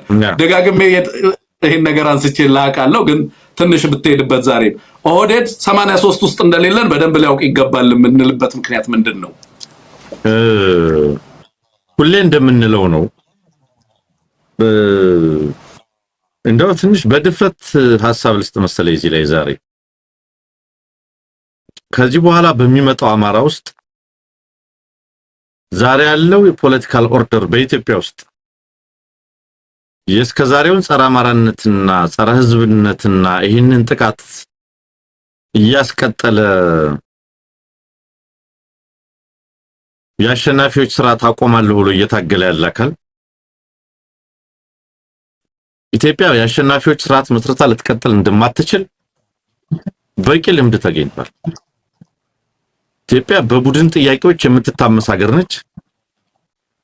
ኢትዮጵያ የአንድ አሸናፊ ቡድንን እንደሚፎክረው ይሄ ያገዛዝ ታንክ ይዣለሁ የሚል አንድ ቡድን ተፈጥሮ ያንን ባንክና ታንክ ቫዮለንትሊ ያዘው ይቆጣጠረው ወይንም በሌላ በማሳመንም በሌላም በመንገድ ያዘው እንዲህ ያለ ሁኔታ ሊቀጥል እንደማይችል አንድ እውነት አለ።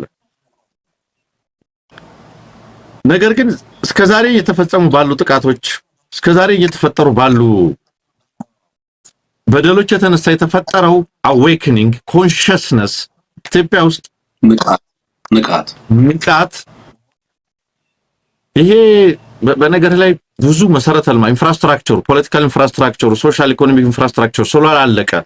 ይሄ የኢትዮጵያዊነት የአንድነት የምናምን የሚባለው ፖለቲካ አስተሳሰብ ከሞላ ጎደል የጥቅም ምንጭ መሆኑ ስለቀረ አንድ ሁለተኛ በአዴናዊነትና ከሱ ጋር አሁንም ዙሪያው ላይ ያሉ አካላት አሰላለፍ በአማራ ፖለቲካ ውስጥ በዚህ ትውልድ ውስጥ በዚህ አማራ ውስጥ ከዚህ በኋላ እድሜ ኑሮት ሊቀጥል የሚችልበት እድል ጠባብ በመሆኑ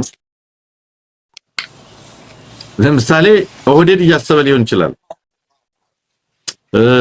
እንዲህ ያለ አማራ አሁን እሱ ዙሪያ የሰበሰባቸውን አይነት አማራ ሌላውን አስወግጄ አጥፍቼ ፐርጅ አድርጌ ሌላኛውን ኮፕት አድርጌ ወይም አባብዬ አታልዬ በኔ በላይነት የኔን በላይነት የተቀበለ የገበረ ኃይል ይዤ ኢትዮጵያን አስቀጥላለሁ ብሎ ያሰበ ሊሆን ይችላል። ምናልባት የኢትዮጵያን ሀገረ መንግስት ቀጣይነት የህዝብንና ሌላውንም ጉዳይ በተመለከተ ዛሬ ፋኖ ላይ በጣም ብዙ ክፉ ለሚያወሩ ሰዎች መርዶ ሊመስል የሚችለው ነገር ምናልባት በአማራ ጥቅም ላይ ለአማራ ጥቅም ቆሞ ለኢትዮጵያ ሊጠቅም የተዘጋጀና ለኢትዮጵያ ህልውና የቆመ ምናልባት ዋነኛው ተቋም ፋኖ ነው። ከዚህ በኋላ የሚመጣው ግን ፋኖን የሚያስመሰግን ዛሬ ለፋኖ ወቃሾች ማለት ነው። ከዚህ በኋላ ሊመጣ የሚችለው የአማራ የፖለቲካ ኃይል እነዚህ ጥቃቶች በቀጠሉበት እነዚህ ጸረ አማራነቶች በቀጠሉበት ምናልባት ከፋኖ ቀጥሎ ወይም ፓራራሊ ሊፈጠር የሚችል የፖለቲካ አደረጃጀት ለብዙዎች መርዶ ሊሆን ይችላል። ጽንፈኝነት ምናምን የሚሉ ታርጋዎችን ለፋኖ ለሚሰጡ ሰዎች እጅግ በጣም የከፋውን መርዶ ሊሰሙ የሚችሉበት ጊዜ ወደፊት ይመጣል። የኢትዮጵያን አገረ መንግስት ቀጣይነት የኢትዮጵያን ህዝብ ህልውናና ደህንነት ማስጠበቅ ነው ዓላማዬ ብሎ የአማራን ህዝብ ወክዬ የአማራን ህዝብ ህልውና አደጋ ቀለብሳለሁ ብሎ ጄኒዩን የሆነ ኢንክሉሲቭ የሆነ ፖለቲካ ይዞ የመጣው ኃይል የፋኖ ኃይል ነው። ከዚህ ቀጥሎ ሊመጣ የሚችለው ሊፈጠር የሚችለው የፖለቲካ ኃይል ግን ሌላ ሊሆን ይችላል። ብዙዎች የሚጠሉት የማይፈልጉት ሊሆን ይችላል። በእርግጠኝነት ነፃ የአማራ ሪፐብሊክ መመስረት አለበት ብሎ የሚታገል የፖለቲካ ኃይል ተደራጅቶ ሊመጣ እንደሚችል መገመት አይከፋም። ይሉንታ ቢስነት ጸረ ህዝብነት መረን የወጣ ፖለቲካ ይሉንታ ቢስ 1.3 ትሪሊዮን ብር ኢንቨስት አረግንባት አዲስ አበባን ብለው ነግረውን ይሄ ንግግራቸው ከሰው ጆሮ ሳይወርድ የኛ ነች የኛ ትሁን ብለው ይጠይቃሉ። ይሄ ሀገር በማያቋርጥ የግጭት አዙሪት የሚቀጥልበትን የጋራ አሸናፊዎች ሀገር እንጂ የአንድ አሸናፊ ሀገር ልትሆን እንደማትችል አለመገንዘብ ሌላውን በመስበር ሳይሆን በጋራ በመልማት እንጂ ሌላውን በመስበር ሌላውን በማጨለም የሚገነባ ሰላም የሚኖረው አገር ሊኖረን እንደማይችል መገንዘብ ያልቻሉ ሰዎች አሉ። እንደ አማራ አሁን ያለው የአማራ ታጋይ ትውልድ እምነት ግልጽ ነው። ደጋግመን ተናግረናል። እነሱ መልስ እንደሚሉት እነሱ የተሰበረ አማራ እንደሚፈልጉት እኛ የተሰበረ ኦሮሞ፣ የተሰበረ ትግራይ፣ የጨለመበት ኦሮሞ፣ የጨለመበት ሱዳን አይደለም የምንፈልገው። እዛ ቤት ያለ ብርሃን ወጋገን እዚህ ወጋገን ይፈጥራል። እዛ ቤት ያለ ትግራይ የሚበራ መብራት፣ ኦሮሚያ የሚበራ መብራት ለአማራም ወጋገን ይኖረዋል። ሲሰበሩ አይደለም እኛ ከፍ የምንለው። ዙሪያ ተሰብሮ ብቻህን መቆምም ልክ አይደለም። አብረን እንቆም የሚል ፖለቲካ ነው እየተራመደ ያለው። ይህንን ፖለቲካ ሪኮግናይዝ ማድረግ ተገቢ ነው። ይህንን ፖለቲካ ሪጀክት አድርጎ ገፍቶ አደግዳጊ በመቅጠር ኮኦፕት አድርገህ ፈርጅ አድርገህ ያንተን አደግዳጊና ምስለኔ በመቅጠር ያሟረቱበትን ጽንፈኝነትና ሌላኛውን ጫፍ ሊያገኙት ይችላሉ። ያ የማያቋርጥ ጦርነትን ይሄን አገዛዝ ለመቃወም ተብሎ የዚህን አገዛዝ ክፋት ለማሳየት ተብሎ በተሸናፊነት ስነ ልቦና ወደ ባሰው ፖለቲካ አይደለም እየተራመደ ያለው። የኦሮሞ ህዝብ ጥቃት ተከፍቶበታል፣ በስሙ እየተነገደበት ነው። ከስር ከጉያ አውጣ እየተባለ ነው ያለው በአማራ ፖለቲካ ውስጥ። በትግራይ ስም ሲነግድ የነበረ አካል አለ፣ አስተካከል ነው ሲባል የነበረው እየተባለ ያለው እሱ ነው። የጥላቻን ግንብ ስበር ነው እየተባለ ያለው። እንደዚህ ብሎ ብሔራዊ ትግል የሚያደርግ ጄኒውን ኃይል ነው አማራ ውስጥ የወጣው። ስለዚህ በብልጣብልጥነት በኮኦፕሽን በማባበል በመምታት በመስበር እነሱ እንደሚሉት ጊዜ ሰጠንን ታንክም ባንክም የኛ ነው በማለት በአንድ ቡድን የበላይነት የምትመራ ሀገር መኖር አትችልም፣ አይገባምም። ከባዕዳን ስልጣን ነጥቀናል። የበላይነታቸውን ለማረጋገጥ ነው የሚመጡት። ማንም የበላይ መሆን አይችልም። አማራ የበላይ ለመሆን አይደለም የሚታገለው፣ ህልውናው ለማረጋገጥ ነው የሚታገለው። ማንም የማያዘን ማንም በጉዳዩ ላይ ሰው የሚሾምለትና የማይወርድለት እንዲሆን ነው እየታገለ ያለው። ማንም ተንበርካኪ አድርባይ ያ በአማራ ስም ሹመትና ስልጣን ይዞ የአማራን ህዝብ ጥቅም አሳልፎ እንዳይሰጥ ለማድረግ ነው የአማራ ወጣት፣ የአማራ መሆን፣ የአማራ አርሶ አደር፣ የአማራ ዲያስፖራ እየታገለ ያለው። ስለዚህ በመሰረታዊነት ጥያቄህን ምን ያህል እንዲያስኩት እኔ እንጃ። ነገር ግን በአጠቃላይ በምክክር ስም ሊሰራ የሚፈልግ ብልጣብልጥነት፣ በምክክር ስም ሊሰራ የሚፈልግ ምንድነው የምትለው ሌላውን የማንበርከክ ፖለቲካ የትም የሚደርስ አይደለም። አንሙት የማያቋርጥ ጦርነትን የሚያዋልደው ለማለት ነው። ታንክ ዩ።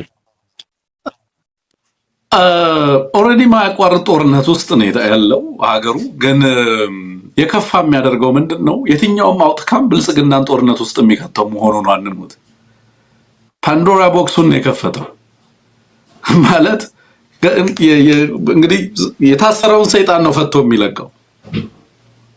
ሂደቱ ምንም ይሁን ምንም እና ዋን ካን ወንደር አንድ ሰው ሊጠይቀው የሚገባ መሰረታዊ ጥያቄ መስሎ የሚሰማኝ አንሙት እንዴ ኢትዮጵያ ምን ውስጥ ነች? ጦርነቱ ውስጥ ከማን ጋር እየተወጋች? ሊትራሊ ከሁሉም ጋር እና ከሁሉም ጋር እየተዋጋች ያለች ሀገር ናሽናል ዲያሎግ ርዕሷ ምንድነው? እንዴት ከጦርነት ልውጣ? ሴን የሆነ ማይንድ እንደዛ ነበር የሚያስበው አይደለም? እንዴት ከጦርነት እንውጣ? እንዴ መጠነ ሰፊ ጦርነት ውስጥ ያለ ሀገር የውይይት የምክክር ሐሳቡ የአዲስ አበባን ስታተስ ዲተርሚን ማድረግ ከሆነ እየሄዱ ነው ወይ እነዚህ ሰዎች? ማለት ምንድነው ሊፈጥሩ የፈለጉት? ምንድነው ሊነግሩን እየፈለጉ ያሉት? ምንድነው ማዋለድ እየፈለጉ ያሉት ነገር? በሌላ መንገድ ግድቡን እናመጣልሃለን፣ እንትኑን እናመጣልሃለን፣ ምንድነው የሚባለው አሰብ ያንተ ይሆናል ይሉታል ማህበረሰቡ። አሰብ አዲስ አበባም የራሱ ላልሆነ ማህበረሰብ፣ ምርጫው የራሱ ላልሆነ ማህበረሰብ፣ በራሱ ዋና ከተማ ላይ ባይተዋር የሚሆን ማህበረሰብ፣ ኢትዮጵያውያንና ቻይኖች ለምሳሌ አንድ የኦሮሞ ተወላጅ ያልሆነ ኢትዮጵያዊና አንድ ቻይናዊ በአዲስ አበባ ውስጥ በነገራችን ላይ የሚኖራቸው ስታተስ አሁን ኦህዴድ ከያዘው መንገድ እና ከዚህ በኋላ የሚኖራቸው ስታተስ ምንድነው? ቻይናው ኢንቨስተር በሚል በተለየ ህግ ይተዳደራል። ሌላው ኢትዮጵያዊ ደግሞ በሀገሩ ላይ ገብቶ እንዲወጣ ይፈቀድለታል። ፖለቲካል እና ሲቪል ራይት አይኖረውም። ምንድነው እየተካሄደ ያለው? ከዛ በኋላ ኢትዮጵያ ይኖራል ወይ? የሀገሪቱን ዋና ከተማ ታሪኳን፣ እሴቷን ኢንቨስት ያደረገው ማህበረሰብ በከተማ ውስጥ ያለው ዲሞግራፊ አይሰራም። በምክክር ኮሚሽን የአዲስ አበባ ስታተስ ይወሰናል። የወልቃይት ጉዳይ በሪፈረንደም ይወሰናል። የአዲስ አበባ ጉዳይ ደግሞ በኮሚሽን ይወሰናል። እንዴት አይነት ጌም ነው እባክህ? እንዴት አይነት ጨዋታ ነው? ክሊርሊ አብይ አህመድ ሌላ የጦርነት አጀንዳ ይዞ እየመጣ ነው። ለአንደኛው ብሔረሰብ ይሰጥና በል እንግዲህ ከተማን ተከላከለ ብሎ እሱ እዛ ከተማ ውስጥ ንጉስ ሆኖ ሊቀጥል ከተማን እንዳታስደፍር ከፈለጉ እዛው ዋና ከተማውን ይወሰዱትና እዛው ላሊበላ ላይ ያድርጉትና እዛው ይተዳደሩ። ላሊበላ ላይ ከዚህ በፊት ላሊበላ አንኮበር ጎንደርም ነበር መቀመጫው። ስለዚህ መናገሻውን የፈለጉበት አክሱም ሲፈልጉ ይወሰዱት። እዚህ እንዳይመጡብን ግን ዋና ከተማውን እኛ። ምን አይነት ድራማ ነው? የአዲስ አበባ ጉዳይ it determines the future of Ethiopia clearly ለኔ ኢትዮጵያና የኢትዮጵያን ቀጣይነት የሚወስን ጉዳይ ነው። ለዚህ ነው ብልጽግና አውትካሙ ምንም ይሁን ምንም የዚህ ሂደት ውጤት ምንም ይሁን ምንም ይሄን ጉዳይ በማንሳቱ ብቻ ከባድ ቀውስ ውስጥ ይገባል። እስካሁን የሄደባቸው ቀውሶች አልበቃ ብለውት በዚህ ልክ ለራሱ ውድመት የሚሰራ ድርጅት ገጥሞኛ ያውቅም በታሪክ። በዚህ ልክ እንደ ላይሶዞም የሚሉት ኦርጋኔል አለ ሆድ ውስጥ ያለ ማለት ነው። እና ሰው በረሃብ እንትን ሲል መጨረሻ ላይ ሆድ ራሱን ካኒባላይዝ ያደርጋል፣ ይበላል። ሆድ ራሱን ማለት ነው። ሰው ራሱን ይበላል። ባይዘው የሰው ሆድ ማለት ላይዞዞም የሚባለው ኦርጋኔል ራሱን ኮንሱም ያደርጋል። ሰው በረሃብ እንትን ሲል መጨረሻ ላይ ከባድ የሚያደርገው እንትኑ እሱ ነው። እና ኦህዴድ በመጨረሻም ራሱን እየበላ ነው ያለው። ኦህዴድ ናቹራሊ ራሱን ዲስትራክት እያደረገ ነው። በተፈጥሮ ሂደት እየጠፋ ያለ ስብስብ ነው። የኢትዮጵያ ሕዝብ እየታገለው ነው። በተፈጥሮ ሂደትም ራሱን እያወደመ ያለ ስብስብ ነው። ውጤቱ ምንም ይሁን ምንም ግን ከገባበት አጣብቂኝ እንዳይወጣ ያደርገዋል የሚለውን ነገር በደንብ መያዝ ነው። ትኩረት እዚህ ላይ ይሁን ነው። ይሄንን ሐሳብ ለማንሳት ነው አንሞት ነው። ሲዳማ እንሂድ። ሲዳማ አንሞት በሌንጮ መጽሐፍ ላይ የአዲሱን የሌንጮ መጽሐፍ አግኝተን እዚህ ሀገር እንደ አዲስ አበባ በቀላሉ መጽሐፍቶችን ለማንበብ አዳጋች ነው ለኛ እውነት ለመናገር። ስክሪንሻት ነው። ብዙ ጊዜ ሰዎች በተለያየ መንገድ ኮፒ ያደረጉ ወይንም መጽሐፍቶቹ እንድናገኝ ለማድረግ ጥረት የሚያደርጉ ሰዎች አሉ። እና በዛ መጽሐፍ ላይ አንሙት እንዴት የደቡብ ክልልን መለስ ዜናዊ እንደፈጠረው ያነሳና እንዴት ደቡብ ክልል እንደተፈጠረ እንዴት ካውንተር ባላንስ እንዳደረገው የኦሮሚያን አቅም እና የደቡብ ክልል በፌዴሬሽን ምክር ቤት ይዞት የመጣው አቅም መለስ ኦሮሚያን ቼክ ሊያደርግበት የፈጠረው ኢንስትሩመንት ፖለቲካል ኢንስትሩመንት ተደርጎ እንደተወሰደ በዛ መጽሐፉ ላይ ይጠቅሳል ሌንጮ።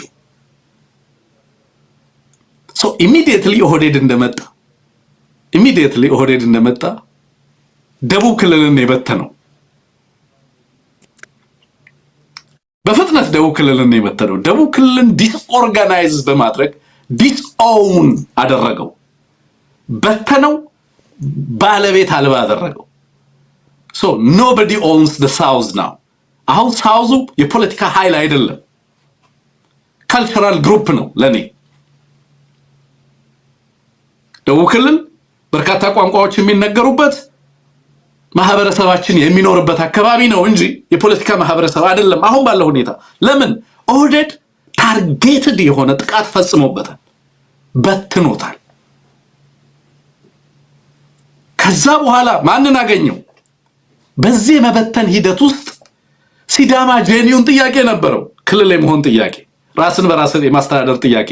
እንደምታውቀው ሲዳማ ለአማራ ፖለቲካ ከዚህ በፊት እንግዲህ በአማራና በሲዳማ ፖለቲካ መካከል የነበረውን ቅራኔ በደንብ በተለያየ መንገድ ስናነሳ ስለነበረ አሁን ላይ ያለው አዲሱ የአማራ ትውልድ ከሲዳማ ወንድሞች ጋር ያለውን ግንኙነት በተለየ መንገድ መቃኘት ይፈልጋል።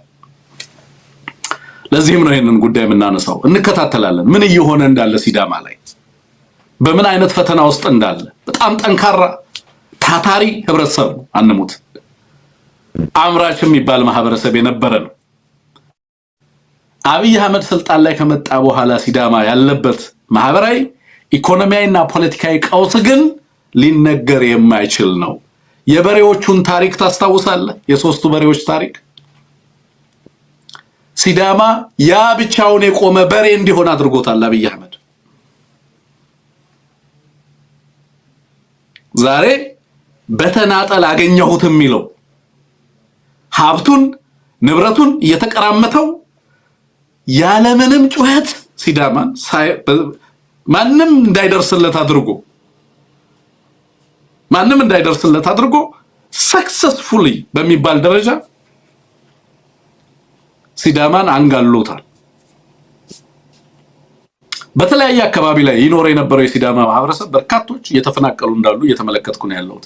እጅግ በሚያስደነግጥ መልኩ ባይዘወይ ርዕስና አጀንዳ አድርገነው አናውቅም። የሚደርሱኝን ፎቶግራፎች እና ቪዲዮዎች ማመን አልቻልኩኝም። it was like ሩዋንዳ ውስጥ የምትሰማውን ነገር ነው የምትሰማው። ቤት ሲቃጠል፣ መንደር ሲቃጠል፣ ሀብት ሲወድም፣ ህብረተሰቡ እየተጫነ በገፍ በመኪና እየተጫነ ሲያመልጥ ነው የምትመለከተው። የምሬን ነው የምላችሁ። ጊኒ ውስጥ ላይቤሪያ ኦር ሴራሊዮን አይደለም የማወራው። ጌዲዮ ላይ የደረሰው ነገር አንዳች ሳትቀር አንዳች ሳትቀነስ ሲዳማ ላይ የደረሰች ነው ያለችው። ኦህዴድ ለዘመናት አብሮ የሚኖሩትን የኦሮሞና የሲዳማ ህዝቦች በአርሲ በኩል በጉጂም በኩል በሌሎችም አካባቢ ላይ ያለውን የሲዳማ ህዝብ ኦህዴድ በተለየ መንገድ ህብረተሰቡ አብሮ ሊኖር በማይችልበት መንገድ ከፍተኛ ውድመት ከፍተኛ ጥፋት እየፈጸመ ነው ያለው። ትናንት ከ1.7 ሚሊዮን በላይ የጌዲዮ ተወላጆችን ያፈናቀለ ኒርሊ ወደ ሚሊዮን 1.7 አይደለም ወደ አይ ቲንክ ከ700,000 እስከ 1 ሚሊዮን የሚገመት የጌዲዮ ተወላጅ። ሲዳማ ምንድነው እየሆነ ያለው? አንሙት ማህበረሰቡ በሚኖርባቸው ያለማቸው በጣም ፕሮዳክቲቭ ሶሳይቲ ነው ባይዘዌ። ጥናት ሰርቼበታለሁ እኔ። ላንድ ማኔጅመንቱን ኮንዘርቬሽኑን ብትመለከት ከተፈጥሮ ጋር ያለው ግንኙነት አምራችነቱ ሃይሊ ኢፌክቲቭ and ፕሮዳክቲቭ ሶሳይቲ ነው። እንዳለ ንብረቱን ካሽ ክሮፕ ላይ ኢንቨስት የሚያደርገውን ያንን ሁሉ ነገሩን እየነጠቀበት ነው። ከቦት ኢንክሌቭ ውስጥ ከቦት ኦኬ። ያንን እንግዲህ በተወሰነ መንገድ የትግል ታሪክ ያለው ማህበረሰብ ነው። ጠንካራ ልሂቃን ያሉት ማህበረሰብ ነው። አንሞት ባለሀብቶችን የፈጠረ ማህበረሰብ ከደቡብ ክልል ቻሌንጅ ሊሆን ይችላል ብሎ የሚያስበው ሲዳማን ነው። ሌሎቹን ኃይሎች ወላይታን ምን እንዳደረገ ሌሎቹን ኃይሎች ምን እያደረገ እንዳለ እየተመለከትን ያለ ነው። አሁን የምንሰማው ነገር ሲዳማ ክልል ላይ በቀደም እንግዲህ ሰሞኑን የተወሰነውን የፍርድ ቤት ውሳኔ ትንሽ ከሪፖርተር ላይ ያገኘነውን ዜና ምናልባት ቴክኒሻናችን ልታሰማን ትችላለህ። ዜናው የሪፖርተር ነው ግን እዛ ላይ የተሰራ ዘገባ ነው። የክልሉ ጸጥታ መዋቅር ነው አንሙት ሌላ አደረጃጀት ልታዋልዱ ሞክራችኋል ተብሎ የትጥቅ ትግል ለማድረግ አስባችኋል ተብሎ ያ በ10 ዓመት ጽኑ እስራት እንዲቀጣ ፍርድ ቤቱ እንደወሰነበት እየሰማን ያለ ነው። ሲዳማን ወደ ትጥቅ ትግል የሚያስገባው ጉዳይ ምንድነው የሚል ጥያቄ እንድንጠይቅ ያደርገናል ማለት ነው። ኦህዴድ ዲሞክራሲያዊ በሆነ መንገድ የክልል ጥያቄውና ራስን በራስ ማስተዳደር ጥያቄውን የሲዳማን መልሻለሁ ካለ በኋላ በዚህ ልክ ፖለቲካዊ ማህበራዊና ኢኮኖሚያዊ ቀውስ እንዴት ሲዳማ ላይ ሊፈጠር ቻለ የሚለውን ነገር ስታነሳና የክልሉ የጸጥታ መዋቅር ኃላፊዎች ትልልቅ ቦታ ላይ የነበሩ ሰዎች እንግዲህ የትጥቅ ድርጅት የታጠቀ ኃይል እና የትጥቅ ትግልት ጀምሮ ሞክራቸዋል ተብሎ በፍርድ ቤት እስኪፈረድባቸው ድረስ ያደረሰው ጉዳይ ምንድነው የሚለውን ስትመለከት ጉዳዩ ምን ያህል ክልሉ ያለበትን አሳሳቢ ሁኔታ እንድንረዳ የሚያደርግ ይመስለኛል። አንሙት አንተም ልትጨምርበት በዚህ ጉዳይ ላይ ሐሳብ ልትሰጥ ትችላለህ። ልክ ነው። የላክልኝን ዜናም ሰምቼዋለሁኝ። አይ ቲንክ አየህ ሲዳማ ላይ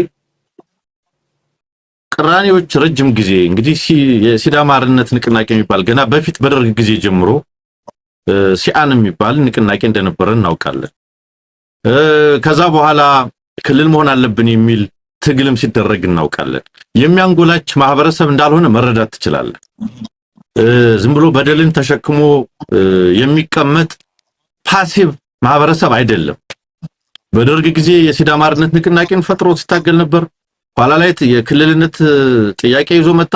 ምንም እንኳን ውጤቱ አሉታዊ ቢሆንም ወይም የጠበቀው ፕሮስፔሪቲ የጠበቀው እርካታ ባይመጣም ትግል ግን የሚያደርግ ማህበረሰብ ነው። ያንን ማህበረሰብ እነ ሽፈራው ሽጉጤ እነ ደሴ ዳልኬ ምናምን የሚባሉ ሰዎችን በመሾም እጁን እግሩን አስሮ ለማስቀመጥ ተሞክሯል። በቃ ክልልነት ጥያቄያችሁ ተመልሷል፣ አፋችሁን ዝጉ ነው።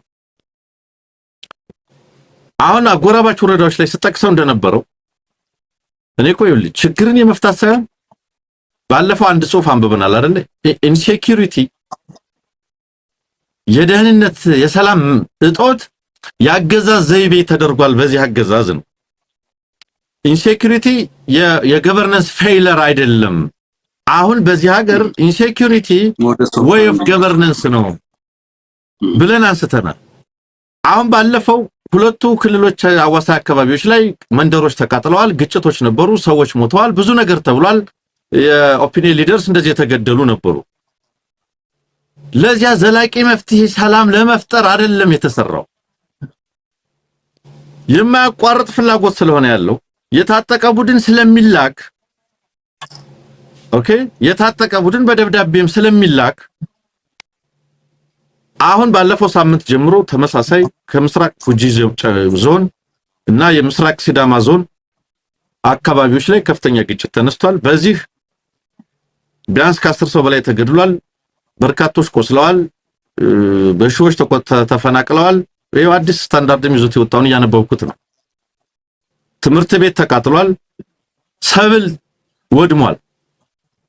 ሰብል ማውደም፣ ትምህርት ቤት ማቃጠል፣ የዜጎች ግድያ ተገቢ የሚዲያ ሽፋን እንኳን የማያገኝ በቃና እኛ ሰሜን ላይ የሰሜኑን ኃይል ስለገጠመን ዝም በሉን የሚል ያገዛዙ ይሄ የሪዳክሽኒስት አፕሮች በጣም ነገርን የማሳነስ አፕሮች እየተከተለ ነው ያለው። ሊደበቅ በማይችል ደረጃ ወጣቶች ምን እየተደረጉ ነው ያሉት? የሲዳማ ወጣት፣ ደቡብ ላይ ያለው ወጣት የክልሉ መበተን ብቻ አይደለም፣ ወጣቱ ጥይት ማብረጃ ነው የሚደረገው። መከላከያ በዋነኛነት የሰው ኃይል ምንጩን ያንን የደቡብ ወጣት አድርጎታል። የሲዳማ ክልል በተለይ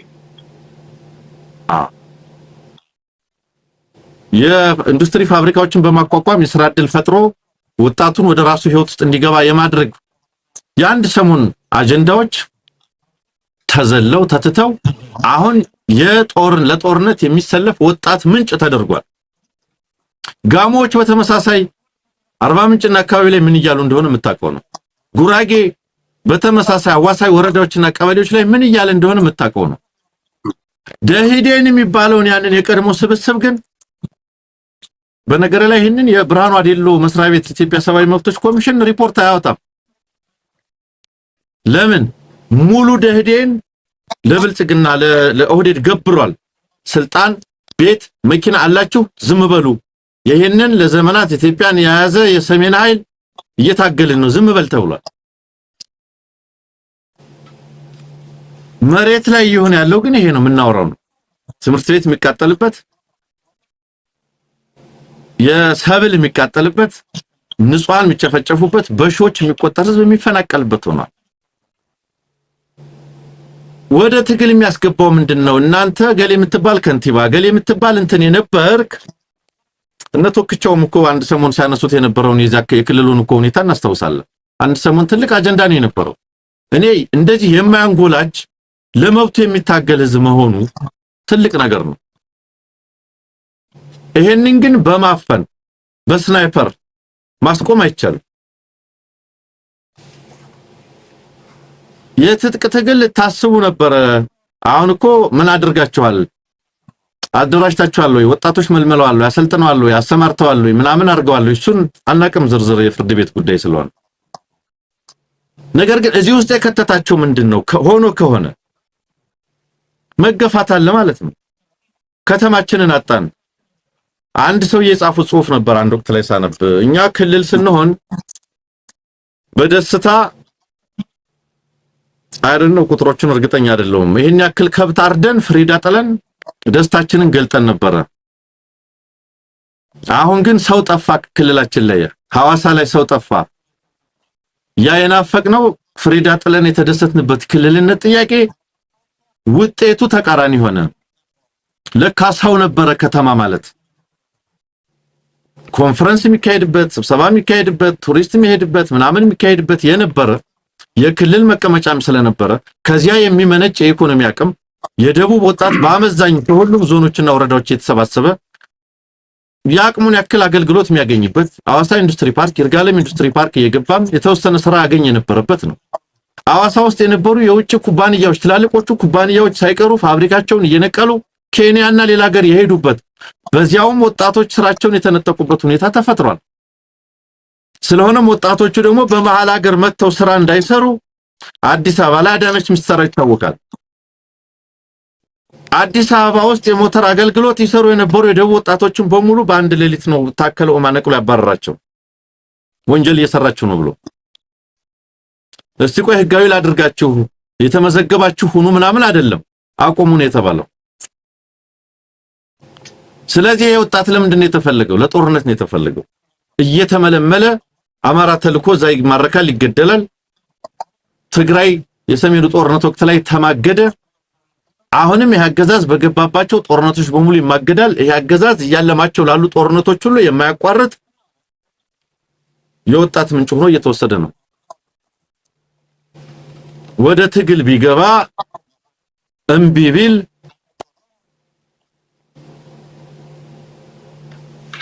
እኛ የኩሽ ምናምን ምክንያቱም ይቀርብ ትርክታል እንደምታውቀው ለአንዳንዱ ኩሽ ነን ይባላል፣ ለአንዳንዱ የሰሜን ደቡብ ናሬቲቭ ይቀርብለታል፣ ለአንዳንዱ የኩሽና ሴም ምናምን ሴሜቲክ ናሬቲቭ ይቀርብለታል፣ ለአንዳንዶቹ ሃይማኖትም አለ አብረን እንጸልይም አለበት። የማይቀርብ ማታለል ለእያንዳንዱ ሴፓሬትሊ የሚቀርብ ትርክት አለ። ስለዚህ ሁሉም በደሉን አፍኖ ወላይታውም ሲዳማውም ጉራጌውም እየተፈጸመበት ጌዲዮ ማን ይናገራል? አሁን ጌዲዮ እንዲሆንኩ ብሎ አይቻልም። አሁን ምን ላይ ነው? ምንም። የደቡብ ልሂቅስ ምን ላይ ነው? እንደው ፖለቲካሊ ትንሽ በኢህአዲግ ዘመን ነቃ ለፖለቲካ ኤክስፖዝድ ሆነ የምትለው ልሂቅስ የት ነው ያለው? አርፈ ተቀመጥ ተብሎ ኮኦፕት ተደርጎ ቤት መኪና ተሰጥቶት ሙሉ ለሙሉ ነው የምነግርህ የኦህዴድ ስራ አስፈጻሚ የነበረ አካል በሙሉ ገብሮ ቁጭ ብሏል። መናገር መተንፈስም አይችልም። ያቺ ቤትና መኪናው እንዳትነጠቅ አርፎ ቁጭ ብሏል። እነ ሽፈራው ሽጉጤ እነ ሽፈራው ተክለ ማርያም በሙሉ ሹመኛ ነህ ተብሎ አርፎ ተቀምጧል። እነ መኩሪያ ኃይሌ ዋቴበር መኩሪያ ኃይሌ ጉራጌ ላይ እናስታውሳለን። በኢህአዲግ ጊዜ የዛካባቢ የነበረን አንድ ማህበረሰብ ጥያቄ ቻሌንጅ ሲያደርጉ ከነበሩ ሰዎች መካከል ኖ ብሎ ድምጽ ከነበሩ ሰዎች አንደኛው መኩሪያ ኃይሌ ነው የነበረው። አሁን እሱ ላይ የለም። አሁን የጉራጌ ልሂቅ ያለቅሳል። ዝም በል ተብሏል። አይናገሩም እነ መኩሪያ እኛ ጉራጌዎች ነን ብለው እነ ብርሃኑ ነጋ አይናገሩም። እንኳን ሰሜን ተመታልን እያሉ ነው ያሉት። እንኳን ሰሜን ተሰበረልን እያሉ ነው ያሉት።